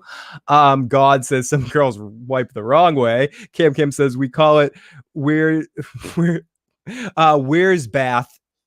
We're Bath in the army. Wipe your ass. Okay, Cam Cam says, yeah, wipe your fucking ass. So yeah, yeah, I'm sure in the army when you're in that close barracks with everybody else, it's like you give someone a code red for not washing their ass. You know, that'd be like Private Santiago for, and I know that was the Marines, but Private Santiago for the fucking smelly Exactly. ass. This is what it is. You have to do it. But I know it's maybe some celebrity trend right now. Great to see you, Cam Cam. You know, you see these celebrities, they piss me off. I'm sick of it. And I have to put Erica Badu in there too. And I love Erica Badu. Listen, beautiful woman. Something's going on down there. She has a cape hanging out of her shit because any guy who sleeps with Erica Badu gets attached to her. But you know, when you play on the whimsiness too much, like she violated Barack Obama. She was invited to his birthday party, and then she goes on and makes a fucking video about it. And then after she gets bagged by the video and people hate her, then oh, I'm sorry for disturbing such a sacred event. You wasn't thinking about it was sacred when you was fucking filming that video. Now all of a sudden it's a sacred event. PR. You know what I mean? Come on, sure. But you want to use these words like sacred. Sacred. Like you're so like whimsy, you're so earthy, you're so all these things. Sure, bullshit. You knew that you were gonna get views on that motherfucker, and now you're trying to get up out of it because you got bad backlash on that shit. And that's the bottom line. And, oh, I was being a bad guest. Yeah, you were being a bad fucking guest. Really? Who the fuck are you telling? Everybody knows that it's a damn birthday party. Ain't no goddamn sacred event. The fuck you think he was doing? Splitting the atom in that motherfucker? It's his birthday, not his first. Motherfucking 60. He had 59 before. There's only two birthdays that are sacred events. The first one and the last one. All the ones in the middle just don't really fucking. You know, I don't like these barefoot earth walkers. I ain't into that shit. You see a lot of those people, self-righteous douche turds in the hippie community too, and in the sense of like these dude, we got to be beyond it, be above it all, man. The earth conscious, like all that fucking shit, flowery bullshit. Shut the fuck up. Exactly, that's just some bullshit that people are just talking. They use people, and I'm sick of it. I can't stand it. I can't fucking stand it. And that's the bottom line. I know people are sitting here and come in, and you know, I got love for everybody in the chat and everyone who's representing for the Don Tony Teflon. I know you're like, Tony, you're supposed to be talking about Song of Ice and Fire. Tony, you're supposed to be talking about House of the Dragon. There's a reason why Jon Snow ended up single. Exactly. You're supposed to be doing these things. And I will go back to talking about those topics when something new develops in those topics. But until then, I'm talking about shit I want to talk about. And this is what I want to talk about right now. And that's what I'm going to do. There's a reason why it's called Teflon TV. Because that's me. It says on the thing, it's the Don. You know what the Don is? That's me, motherfucker. You understand? So don't fucking come out here saying, oh, you're talking about this. I'm going to unsubscribe. You want to be that little bitch, then be that bitch. Right? I have other things to say other than what the hell y'all want me to talk about all the time. I'm going to be one of these people who's going to reread all the chapters in the book that I've already read to you. I have 400 fucking videos of Game of Thrones. You think I'm going to go back and talk about the Pink Letter again? I did 10 videos on that shit. It ain't going to change my time. Everything I say is the exact same thing. But Tony, we could talk about... Wait. Dickon, Dickon, Dickon. We could talk about the fate of Dickon. No. Oh, we know the fate of Dickon. He got burnt like a dick. Exactly. You know, he got gonorrhea. We got more than gonorrhea. He got AIDS. Yeah. Quick. Hyper AIDS from a dragon. He was gone. Listeners, talkers. All right, Jackie C. Where's Jackie C? To be fair, some people cannot bathe and still smell good. Some people stink right. All right, those people we're not talking about. No, I agree. I don't mean to keep bringing up like hippie people or whatever. There was this girl I dated. She never fucking bathed. She had hairy but there was something goddamn sexy about her. She got away with it. She was amazing, and I enjoyed every moment. She smelled like a beautiful flower all the fucking time. I can't explain it. That's an anomaly. I'm not talking about people who have a medical condition where they stink because of a medical condition. That's different. There's nothing they could do about that, and it's a shame. We're not talking about that. We're talking about the people who choose not to take showers, who choose not to do it. And these are celebrities who do it because they're lazy. All right, that's what it is. So it's lazy, and they just want to make up excuses. You know what I'm saying? Now, listen. I know there's different cultures, Europeans, who don't believe in like deodorant. And I witnessed this firsthand. I know people who are French and everything else who I've seen in stores who smell like fucking bears. And my mother used to say, "Must be like a bear." You know, that was her thing. You know, and I understand that's your culture. It's different. Mm-hmm. I'm just not into it. I was raised differently. Now, Jackie, I don't like anyone who uses patchouli. Like, that's one of my least favorite smells because I just associate it with music festivals and people that have bad body odor spraying that shit on them to cover it up. So similar to when you throw up from a certain alcohol and then you can't even smell that particular alcohol anymore. That's my association with patchouli or whatever the fuck, however you pronounce it. I fucking hate that smell. So that's me. I have a personal bias against it. It's you want to drive me crazy. You want to torture me like Jack Bauer torturing me. Tell me what you know. You just put some patchouli in my nose and I will fucking tell you what you want and just get, I'll smell that shit for a month. Yeah, I don't even know what the fuck it is. You would know it if you smelled it. It sounds like I don't even know. I don't even know what it is. It's like it's the hippie girl smell. You would know the smell if you smelled it. I bet you've been in somewhere where someone has been wafting that shit on their body. It's common around where I'm from. I'm sure I have.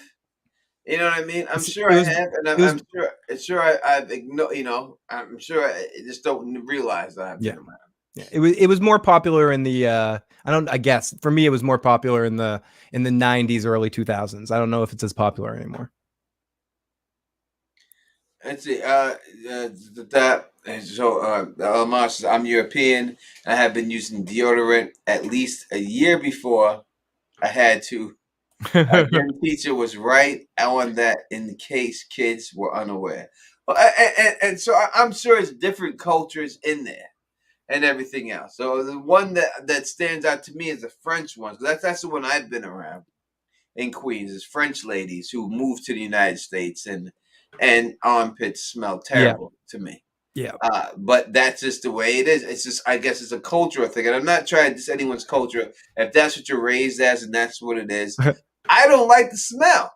Me personally. That's why when people talk about Game of Thrones and shit like that, listen, I'm not doing anything with any one of them chicks in Game of Thrones because they all stink.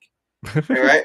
Every one of them, everything in Game, you wearing all that leather, all that armor all day long, and walking with no air condition. Yeah, I mean, unless Lannister, all these goddamn gowns, these heavy ass gowns with no air condition. Maybe Masande, because like they're not wearing much in out there in where she's from, so it's less stuff, and they're bathing in the water, and a couple people just trying to describe what patchouli smells like. I know what Phil's saying. It stinks, a siren. Regine says it smells earthy. Jackie C says too earthy. Jess says it smells like rotting tree in the fog. When you have to use the word earthy, it's not good. That's all right, because earth is dirt. So you're just trying to make dirt sound better. You know what I mean? So you're just saying it smells like dirt. That's just say the real word.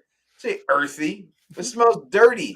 I want a perfume that smells like the beach. Rotted. You want rotted fish? The beach is a foul smell. Is that what you're looking for here? Yeah, Danny bathes a lot. Yeah, Danny and Masande, I think, are the exceptions to the rule in Westeros, because they seem to bathe a lot. But in fairness, to Tony's point, we're talking about if historical fiction, the water that they're bathing in is disgusting water by our standards. So can I bathe them in like modern day water, or do I have to be in Westeros water where I'm going to get like some weird disease that from the water? Yeah, if it's like Hawaii, right? See, this is this fantasy that everybody has. Like, you know what I mean? Jeff, like the fantasy Game of Thrones. Let me go through Game of Thrones because people want to talk about. Fantasy is, John E. Grit. They find this little hot spring in the dead middle of the the coldest place in the world, Antarctica. Right? Let's be real. Yeah. You're in Antarctica, walking around with all this goddamn fur on because it's freezing out there like you have to. And out of nowhere, in a cave, there's some hot spring down there. Right? Obviously, it's not possible for it to fucking happen. It's not happening. But that's what they want to be. Oh, and then they bathe, and then all of a sudden he goes down on her. Let me tell you something. What the hell he went down on in there. All right? Full of bush. Stinky ass. All right? There's no way She ain't stinking. They're called wildlings for a reason. Everything's wild about them. The smell is wild. They act wild. They ain't got no damn deodorant. And they're out there in cold situations. So you know he's sweating all them fucking motherfucking furs. You know what I mean? You see that shit they're wearing? That's the reason why they put him in that goddamn hot pool. They're trying to make it look sexy and shit. Come on. It's not that woman that played that part that Egret looks like. That woman had a shaved armpits. These women back there didn't shave their goddamn armpits. They didn't shave down below. That's brand new. For thousands of years, women walked around with straight bushes. Until the 90s, I think. Yeah, Kool G Rap in the 90s came out with a song. He said in this song called Talk About Like Sex. He says about a girl, you ain't ready for the bed. You still have a pussy like Isaac Hayes' head. Come back in 5 years when you grow some beers and when you grow some hairs and started drinking beers. Saying straight up, making fun of a chick having a bald pussy. No, in like movies like Revenge of the Nerds, when they're talking about pussy, it's where's the bush? I mean, that was when I first heard about that. It was referred to as the rock band Bush. No, I mean that because that was just what you associated with. The shave thing is a rather new phenomenon, and even newer for guys to do it. And you were talking about that earlier. Guys should clean their shit too. This isn't just one sided. Everyone fuck hair down there. Fuck hair down there. Ice Cube made a song, "Giving Up the Nappy Dugout." Yeah. Oh yeah. All right. Give me the nappy dugout. That's what I'm looking for. The nappy dugout. You know what I'm saying? That's what it was. That's in the 90s. These chicks just caught on. So when you talk about shit back in the day like that, ain't nobody was into that. Nobody. Siren says, look, I get sweaty down there if I went full bush. I got in trouble for shaving my bush off at 13. I'm like, Mom, what are you looking for? How'd your mom know you shaved your bush off? Why is she in the room with you then? I guess it's possible, right? Yeah, with changing, changing and stuff like that. And you got in trouble. Your mom's like, what the fuck did you do? Like she was paying close attention. John was in the 70s in this. Yeah, he was in the 70s. It was like a 70s porn in there. Yeah, your mom's paying close attention to you. Like, I know you had more hair down there last time I seen it. What the hell did you do to yourself? Lord Corliss says, all I was thinking in that scene was, damn, it's going to be cold as fuck when they get out. Yeah, that's what I was thinking too. Like, how long are you staying in the hot springs and drying off before you go outside and get like frostbitten or something? Exactly. You know what I mean? Oh, she says in the changing room, like when they were. Oh, she's a fancy black person. They have changing rooms and stuff.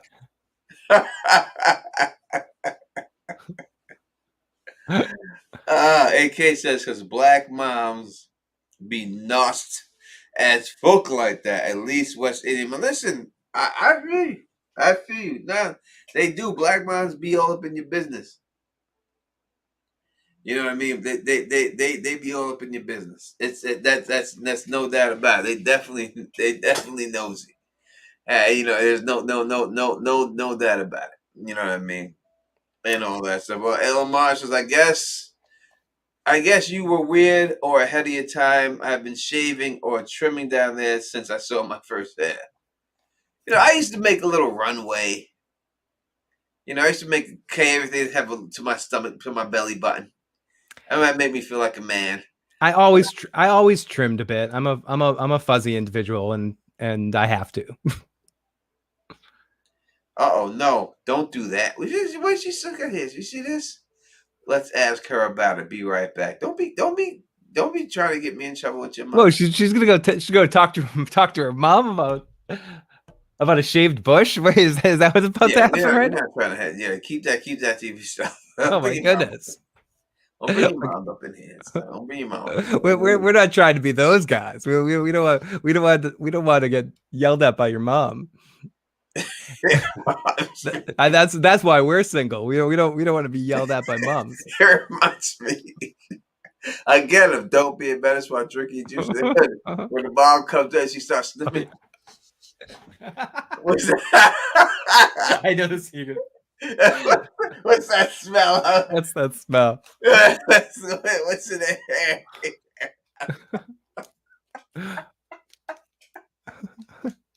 Exactly, Jackie. We're teenagers now. Yeah, please manscape. Do people like this is one of those questions that I guess I have for are there guys nowadays that don't manscape at all that have like the full man and how do you guys react to that when you see it, or do some of you girls just don't even care about that? Is that a deal breaker? Would you, or is that something you feel like you could change in a relationship, like you were saying, Mara? Like would you, in the first time you're like, okay, I want to date you. I'll be, but we gotta get you to shave down there. You gotta manscape that shit. Is that an immediate deal breaker, or is it like a conversation you have to have with someone to have a little like we gotta talk. You gotta do something about that. Chelsea Stevens is saying I had laser hair removal. Me and Chelsea, you're not related to me, Chelsea Stevens. I would love it. I'm in the Stevens family myself. I always be wondering. I see last names that like in my family that I remember. I don't think we're related. Only way I don't think we're related, Chelsea. Depends where you're out of and where you come from and stuff. You're in North Carolina, Stevens. But yeah, laser removal. If I never had to shave certain parts, I would definitely be excited. Yeah, magnetic vortex, saying as long as it doesn't smell like cheese whiz. Cheese whiz. Chelsea says you might be a cousin. I don't know. I'll give you the test right now, Chelsea Stevens. If you're related to Tupac, then you're related to me, because the Stevens in my family we're related to Tupac. That's why his picture is up on my board and stuff. So if you're related to Tupac, then you're related to me. Then that would be it. Then we could figure it all out. We could real fast, and that would be that. Jess says, I prefer mildly trimmed. I'm fine with the full fuzz, though usually guys are willing to change that and even ask first. I don't like full manscaped. I don't like men to look like boys. Yeah, I am not full. I'm not bald down there. No. Of course not. I'm just lightly trimmed. Not lightly trimmed. I'm very trimmed. You know what I mean? That is what it is. That is the way it goes and stuff. I'm very trimmed and very good down there. That's the last thing I worry about. You know what I mean? And I learned that a long time ago. You know what I mean? As a young man, that like if you're here we go. Siren Thomas. Let's go through. He says, Tony and Phil, I'm back. She said she was bothered because she was upset that I was growing up and she had to face it. All right. Well, that is a reason I guess she could understand. I can understand that one. Absolutely. That you were old enough to make those decisions for yourself, and it meant you might be ready for sex and going out there, and that you're caring what that looks like for yourself and maybe for other people seeing it. So it could be like she's growing up. My little girl's growing up. Yes, yeah. And what are you doing shaving down there to be a little girl? Yeah, exactly. That's wait, what? What do you mean shaving down there to be a little guy? Huh? Yeah, say little and everything else and stuff like that. Eric C says I would laser remove the hair in my ass for sure. And the Manscaper 4.0 has a great trimmer. We're not sponsoring, but we would. No, these dudes don't sponsor me. Fuck Manscaped. They don't want to sponsor me. I didn't ask them or nothing, but they should have contacted me. Yeah, they should fucking contact. Yeah, well, I'll sponsor that shit too. Yeah. I ain't talking about them and their ball trimmer. Fuck them. Yeah. Unless they sponsor. Not a sponsor. Not a sponsor. That's the bottom line. Go buy a wall. We'll be selling banner ads in the for the podcast next year. So get in contact. The boys I went to school with were like gross. They didn't bathe. When you're a child, I'm gonna give you the pass, because that's more on your parents to make you wash your ass. Yeah. No child is gonna want to just say, I want to jump in the shower. No wants to no do that. child's washed behind. No, sorry. Yeah, no child wants to do that. That's on the parents. You have to get them accustomed to taking a shower, and then I would say by fifth, sixth grade, seventh grade, it starts to become on you. And you Seventh have the grade, whole definitely, it's on you. and you have the whole gym class in the middle of the school day. And I don't know how your schools were. We didn't start having to shower in gym till junior high and high school, like seventh, eighth grade. And then you had a choice. You know, some people, and if you didn't shower after gym, you're a smelly ass bastard. But like in elementary school, for instance, you didn't shower. So you would just have gym in the middle of the day. And some boys had already developed a little further down the line, and they had sweat glands more than some other ones, and they got made fun of. There's this one kid named Elman. Everyone called him Smellman because he stunk. Terrible. It was awful. There's always a smelly kid in school. There's always that. We had one. Mitchell was a smelly kid in school for us. Yeah, Smellman was Mitchell Leibowitz was his name. I wonder if he's probably 4,500 guy right now. Yeah. But if he is, you smelled. I was gonna say, I wonder if he's related to Smellman. They could be cousins. You never can tell. You know that stuff. Oh, Chelsea Stevens says no. Well, that's a good thing, Chelsea. Then, how you doing? We ain't related. Yeah, you don't have to be related. That's all good. That's all good.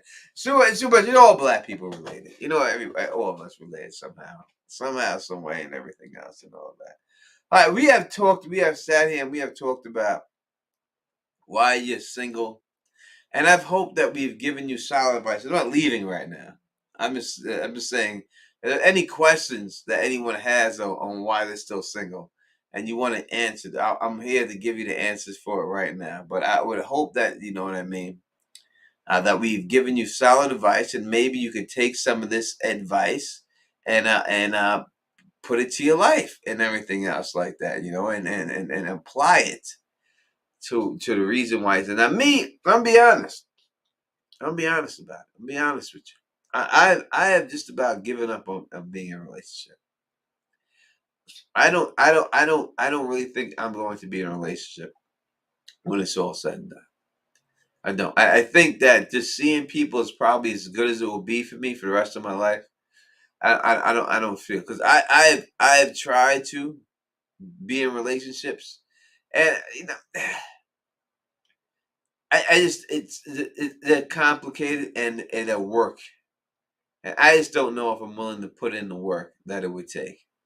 I like being me and living the way I do and stuff like that. So when it's all said and done, and especially with the people the group of people that I'm around, it's like it's too up and down for me. So I doubt it when it's all said and done for myself. And if that's the way you are, then that's fine.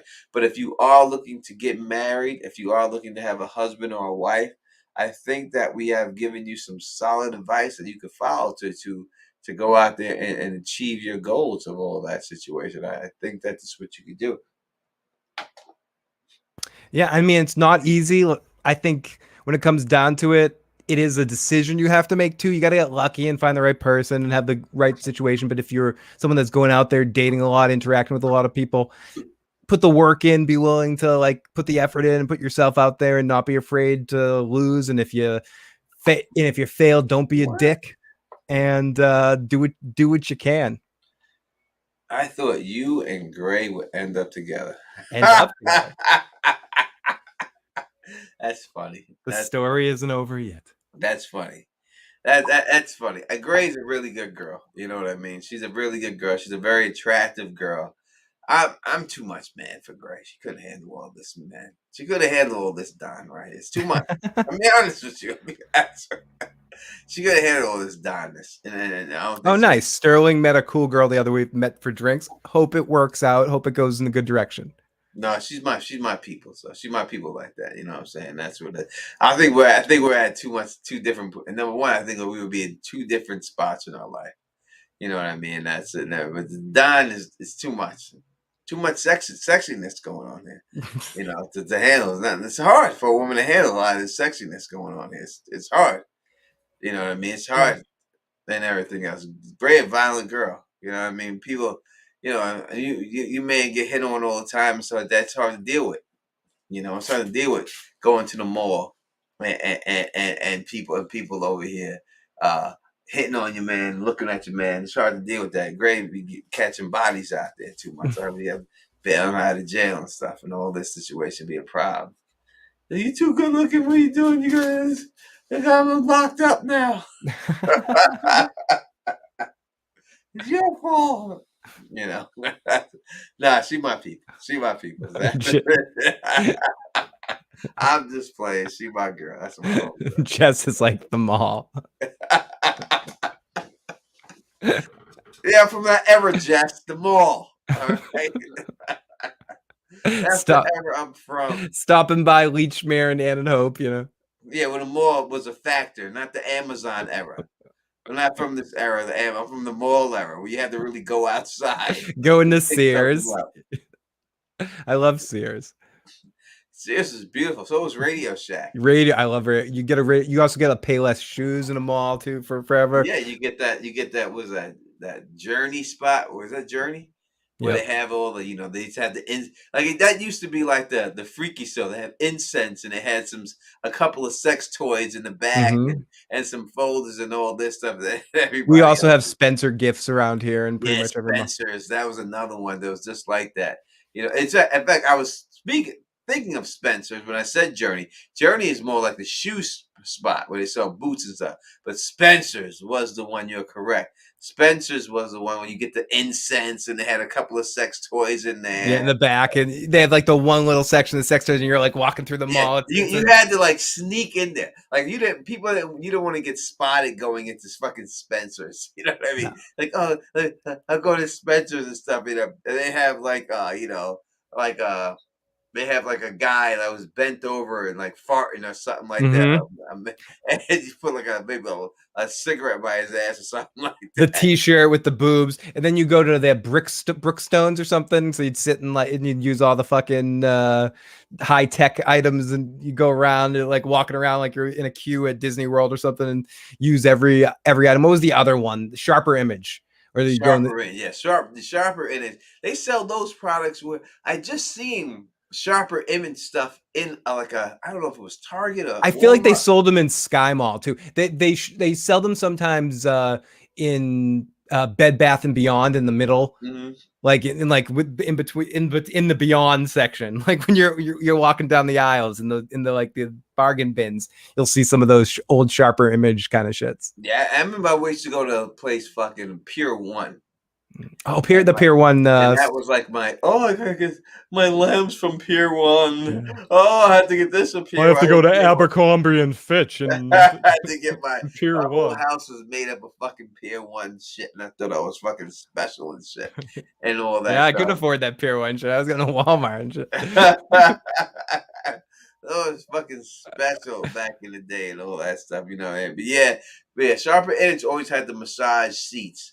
You sit in the massage chair and just shake your ass off and stuff. Yeah, the thing it was like just do your head, your head, or now you can they got them in the mall. This regular massage chairs you can just put $1 in. Yep, and you can sit in right where they used to have like some of the shoe shine type stuff because people just don't do that stuff anymore. And now they turned it into like massage chairs and other sorts of shit. Yeah, Pier 1 and Macy's, Crate and Barrel. Yep, Cracker Barrel. That's a different one. And then the food court, obviously. What are you doing, Chippy? Oh, you're freaking me out. Is Chippy doing some shit? The other dog shit in the house. So now I'm on alert for these dogs. Chippy. I gotta go check on this motherfucker too. You hear me talking to you? Come here. Chippy, come over here. He ran away. Uncle Tony, no way. He ran away. I know he wasn't the one. The shit was too big for him. Shit was as big as his body. I know he wasn't the one who did it. But Reggie's a good dog. If he did it, then there's a problem. Like he don't just shit in the house. Shit in the house, there's an issue. Like and sometimes it happens once. You know, if it continues, it's no problem. He's definitely a good dog.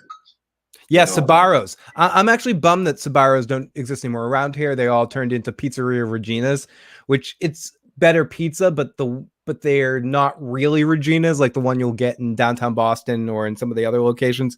It's like this pop-up things, and it just makes me miss Sbarro's because it's like just not as good. It doesn't have that classic Sbarro kind of vibe. But I don't know if Sbarro's still exist in other parts of the country, but in Massachusetts, all the mall Sbarro's are gone, unfortunately. No doubt about it. Let me see. Let me pull this up and people. Oh my God! Why are people bugging?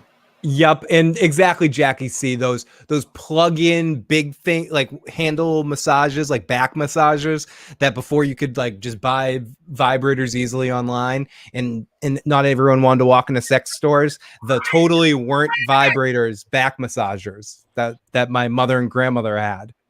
All right. So since most likely I won't keep this stream up because let's share the screen. Let's talk about someone who got his ass kicked at a football game. And let's bring this up and let's watch this video together. Here we go.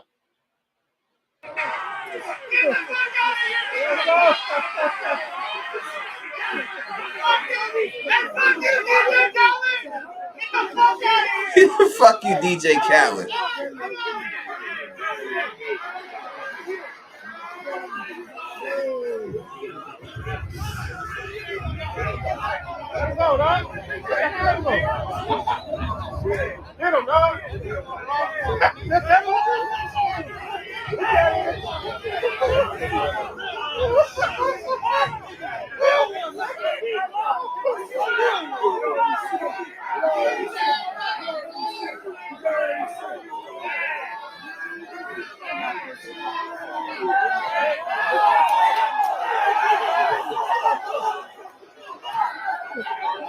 Look at this guy swinging like a woman. Like look, like you why are you fighting? Now look at this fool. Look at this fool getting punched in his ass, getting punched in his face. Let's pause the video. Let's pause the video real quick because this guy he came in here. He thought he was tough. Listen, let me explain something to you people real quick. A pack of African dogs can take down a lion. You understand what I'm saying? Pack of African dogs can take down a lion. You can't go out there thinking you're a tough guy. Especially, see, this is what happens. People think that because they're big or whatever, they think they're gonna intimidate people. If there's 3, 4 guys around, it's not the movies, man. Another movie, you can't. It's hard to beat 3, 4 unless you have that much skill, that much knockout power. You're not going to be able. And you've worked crowd control stuff too. It's not even just one-on-one. Like you know how to handle multiple people coming at you. It's not choreographed like a movie or a. So when you see this guy running his mouth to all these guys, and look at the way he's swinging, like he doesn't know how to throw a punch. Look. And now look at him. Getting punched in his back, punched in his ass, dragged over the seats. What is he? It's over for him. It's over for him. It's over for him. Right, it's done. Now look at him. One guy's got him in a headlock. 3 other guys are hitting him. His lights is out. Not smart. No, look at dude. There's one guy's dancing in the camera. Look, he's still getting hit by like 4 guys, and then he goes, gets away.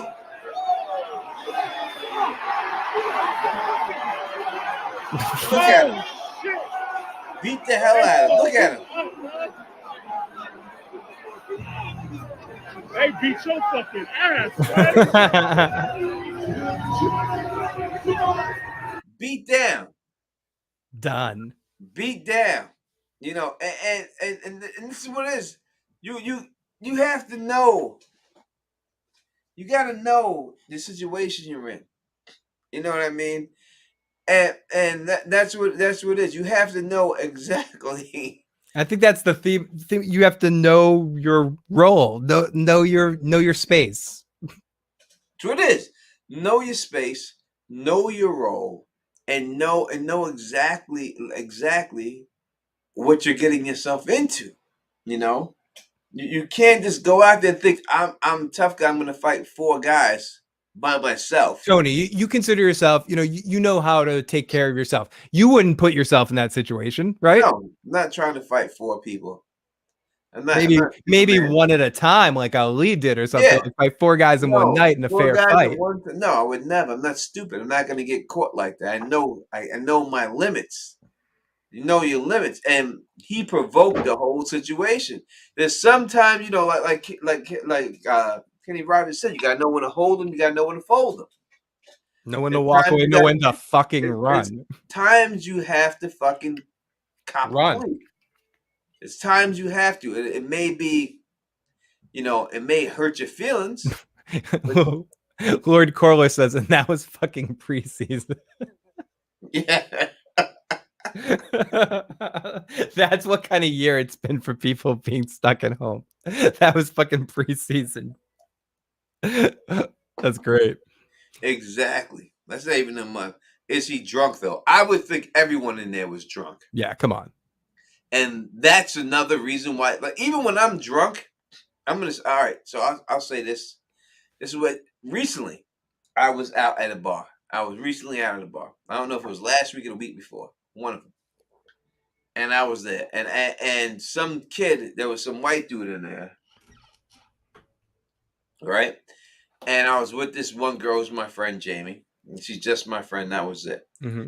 And so the white dude was talking to me, and he had braids in his hair and everything else. Whatever he was. And then Did he was like, just see Rocky? yeah, he's like, you know what I'm saying, my nigga? Blah, blah, blah, saying that. And then the girl, Jamie, I was like, yo, why you gotta use that word? And then he was like, I didn't mean it like that. I'm just blah, blah, blah. She's like, yeah, but why do you gotta say it? Why do you gotta say it? Blah, blah, blah. She's a white girl saying this stuff to him. He means it in the Hulk Hogan sense? Like, shut the fuck up. So I told him, I said to him, I was like, listen, bro, it's all good, it's all love. But, I would just tell you, watch who you say it in front of. Because though your intentions may be good, not everybody know you. You know what I mean? They may take it a different way. You know what I mean? So when I was saying this stuff to him, and I was being cool with him, trying to be cool, I wasn't going to assault him. I wasn't doing anything like that. It wasn't about that. But I could see his man. I peep out the corner of my eye. His man putting his keys in between his fingers. Just in case, yeah. I caught it. You know what I mean? So I see it. I see it all. See everything. So I said to him, I said, my mother taught me to do that when I was 6 years old. You plan on doing something like that? And he was like, what? I was like, what are you doing with your keys, bro? And then he pulled them out. Oh, no. I was like, look, I'm just flipping them or something. Yeah. Fuck yeah. I was like, I see you, son. Just let him know I seen him. He pulled them right out. Right after that, after I seen him and stuff like that. You know what I mean? But I wouldn't put myself like right then. Could I have knocked this one dude out? Of course, if I really wanted to, I could have hit him once. He was tiny. But I had to deal with his friend and whoever his friends with and everything. And to me, it wasn't work. It's not even a fightable offense. You know what I mean? It has nothing to do with it. But it's just about being aware of your surroundings. Yep. Knowing this guy was not aware of his surroundings. He was looking around and he just thought he was tough and he was going to fight 3-4 guys by himself. Yeah, and in fairness, that dude hasn't been aware of his surroundings since about noon at the tailgate party. Like he's long drunk. He's drunk and then passed out and woke up and got drunk again. If he's trying to fight all those dudes, no doubt about it. But that's the Queens, New York in me. That's the Queens, New York. I see it. I see everything. I'm always on alert. Always. I'm always looking for the worst case scenario that's going to pop off. I'm always thinking about the worst case scenario that can pop off. You know what I mean? And that's just what it is. You know what I mean? And I'm always quick to diffuse a situation because it shouldn't have to go there. It should never have to go to a situation where you come to physical blows. You could, unless it's unavoidable is the only time I'm willing to do it. There's no other choice. I'm with my lady. I'm with a lady friend of mine hanging out. You grab her by the ass and disrespectful, and she say something to you, and you want to be still disrespectful. I'm gonna have to knock you out. You beat up a woman in front of me, whether it's your girlfriend or whatever. You hit her in front of me. I'm gonna have to knock you out. You go at my friend's bar, try to start a fight with someone, they try to kick you out. You don't want to go. I'm gonna have to knock you out. That's the only way I would Mhm. ever be in this. Any other time, I try to avoid everything. And it's nothing I want to do. I'm never out there like I go out on the night and say, hey, I want to knock somebody out. I never think like that. That's the last thing I ever want to be is in a physical altercation. Because you never know how it's gonna go. Yeah, they're not like the movies where it's Well, like yeah, right. smooth shots there. They're more like that scenes in The Sopranos when you see fights with Tony and Ralphie in the kitchen fucking each other up. It's dirty, it's messy, and it lasts a while, and it's bruising and it hurts. Most fights, it's the last possible scenario. And great to see Sonic back here. Eric C says there's a different view of a fight, and it was randomly hit through a bear that made a guy finally snap. I mean, and it's those situations too. It's more that I start fights or I get involved in situations when I see someone I care about getting hurt or getting involved in something else. I don't usually start fights myself. And I'm not afraid to walk away from situations, but if I see someone I care about getting hurt or getting involved in something, then I'll end up getting myself into a troubled situation. I don't look to start something, but if I saw, say, like Tony getting involved in something and a couple of guys, I'd run in and tackle a dude, or if someone's fucking with one of my friends, I'll get involved. But I have people hit me more than or swing at me more than I would throw the first punch. I don't think I've ever thrown the first punch. Yeah, I'm different. Like if I think that it's going, you're not No, hitting you're me. smart. You're smarter. You're You're not hitting me. definitely smarter. I end up taking the first and then reacting and then turning on the second reference, not meaning the Hulk Hogan like what just happened, and then going like crazy mode. Like tends to be my cycle. I need to be hit to snap into it. Yeah, well, Eric C is like, oh, no, she threw the beer and hid it behind her guy. Yeah. Yeah, no doubt that she definitely, listen, birds of a feather flock together. You know what I mean? And you knew, if the chick is willing to do that, she know her man. She know her man Mm-hmm. about the bro, and then she knew that they had the advantage. She might have even been provoking it. She might like it. That's right. I would tell you this is a story. I'll tell you another story. I met this one chick. I went out to her to meet her for the first time in this bar, and I was at the bar with her. Some guy came over to her and tried to get her attention while she was talking to me. And then she like shrugged him off and kept shrugging him off. And then I looked up and like maybe 15 minutes later, he walks by and he goes like this to me, goes. And I said, what the fuck was that? And she goes, oh, hold on, let me go. So she goes off and then she talks to this guy. And she comes back to me and she's like, I'm so sorry. I said, sorry for what? She goes, they're going to jump you. I said, who? He said, this guy right here, he just got out of prison. He was in jail. We used to date when we were 16. For some reason, he thinks we're still together. Makes sense. I was like, all right. I was like, how many of them? She said, there's 5 of them. Is there a back door? I was like, all right, cool. So I took my chain off my neck, put my chain in my pocket. I walked out like it was a narrow spot.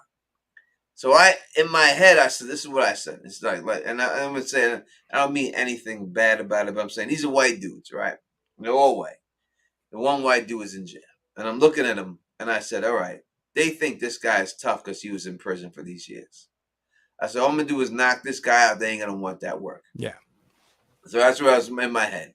Put my chain in my pocket. I walked outside. They all followed me outside. As soon as I got outside, I turned around. He seen me, and he was like, nigga, what? And before he can get the what out, I punched that dude in his face. I knocked him right to the floor. I knocked him to the floor. I hit him again. He was on his hands and knees, and he was crawling. And when he was crawling, he was screaming, jump in, jump in. And I said, who the fuck is jumping in? And they all said, no, son, Nope. 101, 101. I said, yeah, that's the fuck I stole. And I stomped this motherfucker. I stomped him out. After I stomped him out, I jumped in my car, drove. Cell phone rang. This chick calls me up. She hit me up. She's like, oh my God, I've never seen anyone fight like that. Are you a professional fighter? Yeah, this is a great way. I swear to God. Swear on my children. I was like, nah, babe, I ain't no professional fighter. She goes, to tell you the truth, it turned me on. Where you at? And Oh, I was like, I'm right down the block. She rolled her ass right around the block. She came in the whip and she wound up fucking catching it that night right in the whip. You know what I mean? And it turned her on. You know what I mean? That I was able to knock this dude the fuck unconscious and everything. She got excited about it. You know Mikey what I mean? liked it. Some people like it. And some women are like that. Some women like to see a man be, machismo. Because a lot of women then heard about their man. I'm sure a lot of women out there, a lot of women in chat tonight, then heard their man talk shit about how good of a fighter they are. But how many fights have you actually seen them? Like your man may tell you, oh, I'll kick a motherfucker ass.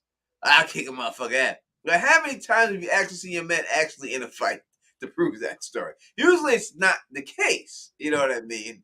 So when someone sees someone do something like that, you know what I mean?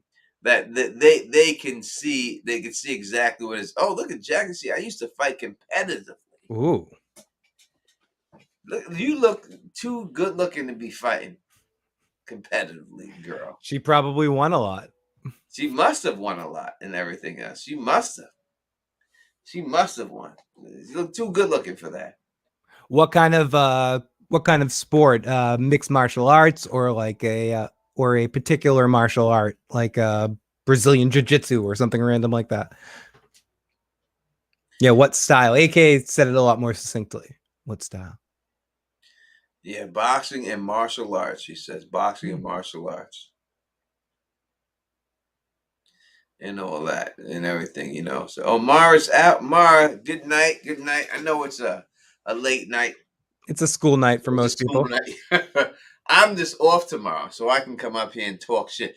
Anna would have been here. We would have been talking about a more serious topic, but this is her trivia night. So we'll probably push that back to tomorrow night. We'll see. Maybe we'll push that to tomorrow night, and we'll talk about exactly, do women have to actually start taking doing vetting dudes before they date them, dealing with the Nicki Minaj situation.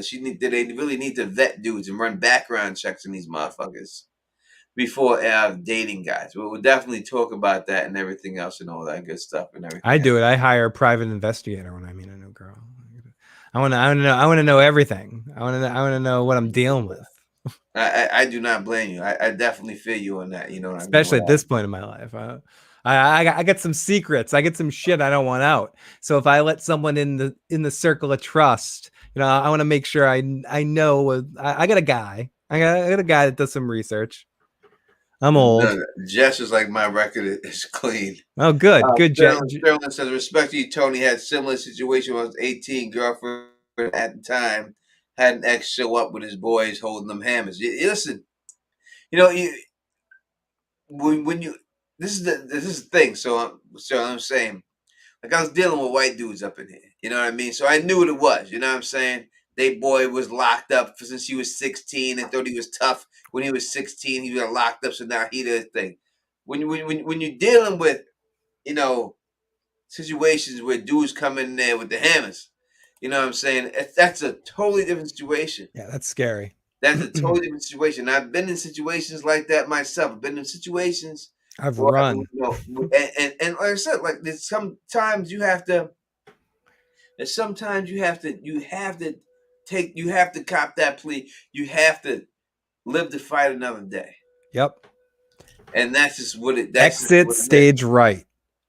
That's just what it is. I've been in situations like that. You know what I mean? When you got to step back and listen. Especially if you deal with the black community or hip hop culture or anything like that, Puerto Rican or anything, living in New York, that situation is always affected.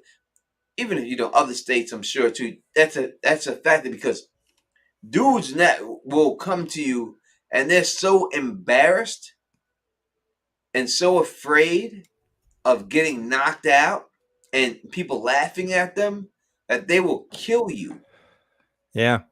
not to be embarrassed. Yep. They will go to jail for the rest of their life not to be embarrassed.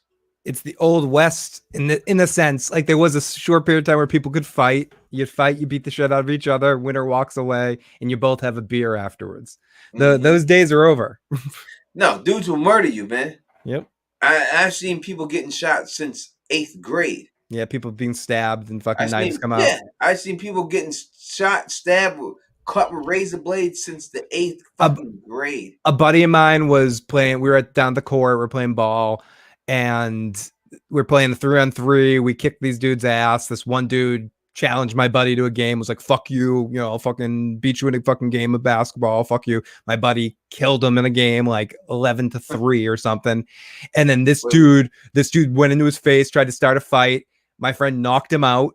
This dude walked over to where the field hockey game was, grabbed the field hockey stick, snuck up behind my friend, and then hit him in the fucking back of the head with the field hockey stick. He tried every step till he had to go get a field hockey stick, and then we all like jumped on him and fucking pushed him off, and he got on his fucking bike and he rode out.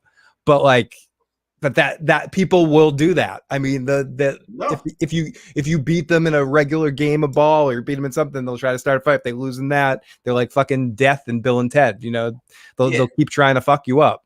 Let me say, Jess. So a hammer is a murder weapon. We're not talking about that type of hammer. Yeah. Like the hammer we're talking about is that click clack. The gun. That's just code word, Jess, for that other type of hammer. The hammer is that clack. You know what I mean? That's what they call the hammer and the gun is that. Yeah, it's the hammer. You know, that's what I'm taking. That's what I'm thinking talking about.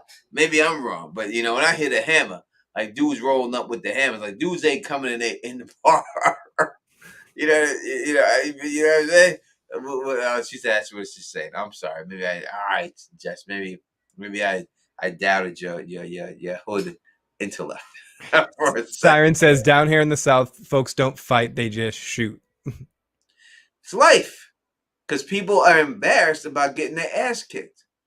Jess, I'm aware. I don't, because I know you're a horsewoman, right? So, Jess is our horse riding lady. I was enjoying watching Jess's vacation. It was like watching an awesome slideshow. She on Instagram. She put out tons of posts of her recent vacations. Yeah. I was a fan. I was watching daily, checking in on. Why is she not my Instagram? Jess's. What the fuck, man? I ain't get to see these fucking vacation photos. No, I think I seeked her out. I don't think she added me. I see how it is, Jess. No, I think I was the one that instigated the contact. I think I was the creeper. See how it is, Jess. I see how it is. You know what I mean? I see how it is. I ain't get to see no goddamn video of no damn horses. It wasn't. There was some horses, but it was like a Disney trip. It was a real nice trip. It was fun. Oh, she's like, I live in Texas. Listen, Texas. They'll kill your ass quick. Texas. Listen. Not only will the state kill you. Jess says she follows you. You don't follow her back. She don't follow me. Tell us let's say what up to me. So man, I'll see it and I'll follow you. Exactly, back. Fernandez T. I am the mega stalker. I mean Fernandez T. I love Fernandez. Fernandez T. What motherfucker? I'm saying, listen, if I go to California, and it's a good possibility that I will be heading to California soon. Me and Fernandez T is getting it going hook up and have a couple of drinks, man. You know what I mean? Without a shower of doubt, we going to chill. You know what I'm saying? I may go out there and see my man Derek Brock. I may be going out there soon to see my man Derek Brock and his family and stuff like that. And we Fernandez. We gonna say what up. Fernandez T. And I'm gonna go see Mona. Fernandez, don't look out your window. I might be looking. I am pretty creepy. I'm like the stalker. I'll be like out your window, like, hey, Fernandez. Yeah, I'm gonna go see. I'm gonna see Mona and say what up to Mona in the flesh. You know what I mean? That's just what's gonna be. I promise you. If I make it out there, that's just what it's gonna be, and everything else is the way it's gonna go and stuff like that. But nah, you know, that's that life. You know what I mean? That's that life. You know what I'm saying? I got a concealed permit license. You know what I'm saying? And I'll say that I know that LMR has one too. You know what I mean? We talked about that. I don't think that thinks he's talked about that before. So I tell everyone, you've had the right to bear arms. You should bear your arms because you don't know. You just don't know. You know what I'm saying? You know, you can't test. You don't know about motherfuckers, and I don't trust nobody. And the bottom line is, if you come up on me with that your life is on the line. Oh, Sterling's in there. I'm in Cali too. Yeah, no doubt, Oh, no nice. doubt. I'll come out. I'm telling you, I'm about to run up out there, man. I'm about to working it out right now, the details and everything. I may roll up out there to Cali. He want to go out. He want to talking about going to Vegas and stuff, but I'd rather just go to Cali and do a Vegas trip on another day. So I may be rolling out there to go see my man Big Derek Brock and all that stuff. So I'll let you. I'll definitely keep y'all all posted on that whole situation when we roll up in there and everything else and get everything else like that. Siren Times is saying, Lord Corley's Wi-Fi at 39 here, too old to be rolling on the floor fighting folks. I feel you. It is. And that's where I'm at in my life. I'm not playing with anybody. You'll feel it in the morning. Yeah, I'm not playing with anybody. Anyone get it, your life is on the line. And that's the bottom line. If anyone try to get it. Now, if they're like YouTubers, then That's a different story. Yeah. I'll see you in a boxing ring and knock you out to post it on YouTube. And that's it. Like with someone like Tommy Sotomayor, Kyle fucking shit. These guys, like these people to me, you know what I mean? They're I would feel embarrassed beating them up. Like I couldn't beat them up. I would feel like I was picking on them because it'd just be like too easy for me. Maybe you would do it one-handed. Maybe you could fight one with one hand, one with the other, like something like that to make it easy. Be like Larry Bird when you like it would be within 30 seconds. Like you know what I mean? It would be like within 30 seconds. It would be lights out. It would just be it wouldn't even work. It would be so fast that no one. That's more of an exhibition. That's not a real fight. Yeah, no, because I'm trying to tell you, I'll knock these dudes out within. I would say maybe I'm considering them trying to run away. 45 seconds. I was gonna say on a Tyson, is this Tyson Spinks? Like yeah, as soon as I hit them one time, the fight is over. So it's the Tyson Spinks situation. Even if it's just a glancing blow, if I hit him, the fight is over. It's all over. I guarantee. I hit very hard. I ain't playing with nobody. If I land my right hand lands on you, even the left hook, my left is very powerful. It's a fight. And this is not something that I'm thinking. I've boxed for 7 years. I've seen it. I know Justin's been wanting to spar you for he knocked the fuck out. He often talks about that. You know, people talk, but reality is reality. You know what I mean? Reality is reality. I love Justin's my man. And I wouldn't win, but I knocked Justin out. I would knock Justin out. It wouldn't work for Justin. I bloody him up, you know what I mean? And I would really hurt him. That's the truth. I mean, no lies. I'm being honest about it. You know what I mean? I wouldn't want to do that to him and everything else, but it just wouldn't work. You know what I mean? It just wouldn't go down. AK. None of these YouTubers, especially all a Song of Ice and Fire community, none of them. And they're not supposed to. I don't blame them. You know what I mean? They're not supposed to. They haven't been through the life I've been through. They haven't done what I said. I boxed for a long. It's not like I'm just jumping in there. You've actually had some trial by combats. Yeah, I've already been through it for years. It's not like I've been through it for 6 months. Years, straight years. You know what I mean?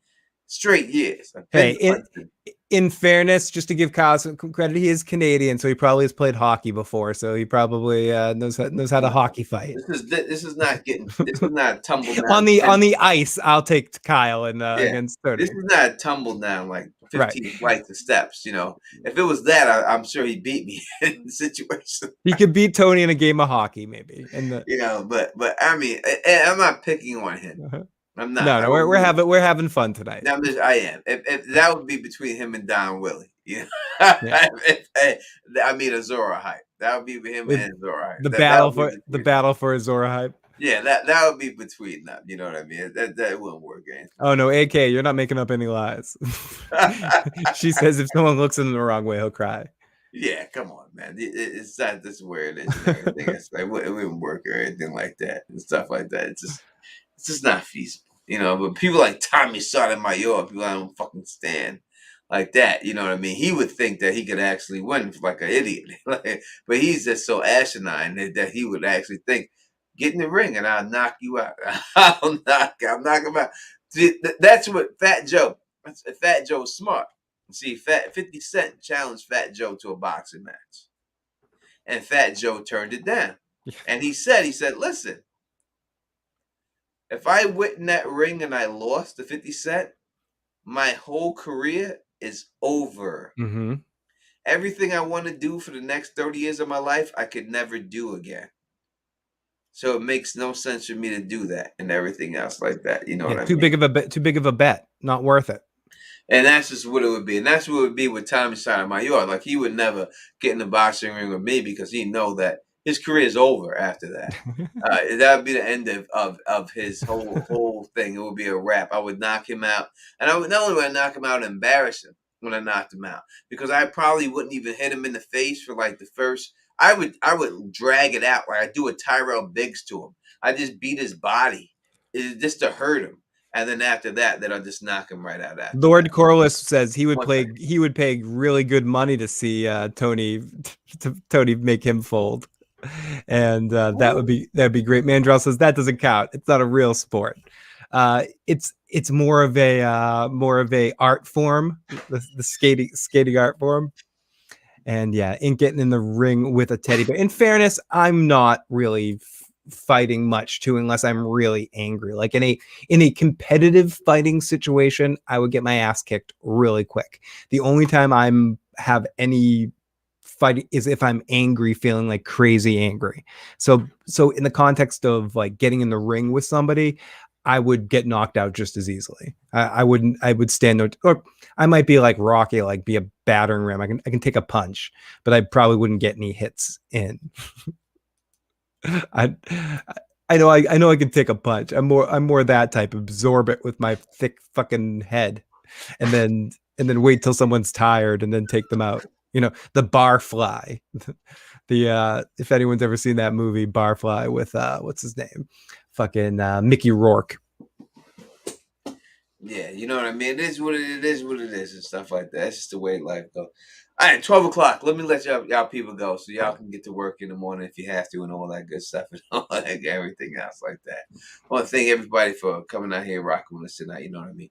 Be back with another interesting episode of stuff like that later on with the ladies and everything else. Phil, as always, thank you for rocking with me here and stuff like that. Most likely this stream will not last. We'll not keep this up. We'll pull this down and stuff like that. But, you know, not what we normally do here. But this is a topic we wanted to talk about because I need something to talk about and everything else and everything else. So thank you all. Go ahead. Go in Tommy Sotomayor's thing and tell him that Tony Teflon said he'll knock him out. Go right ahead. Because that's how much I care about, because I truly will. If you like the way I do it, then just, man, I expect to see some type of thing on Instagram. Because I want to see this video. Like what I'm doing, subscribe, and until next time, you know who it is. Peace and stay sexy.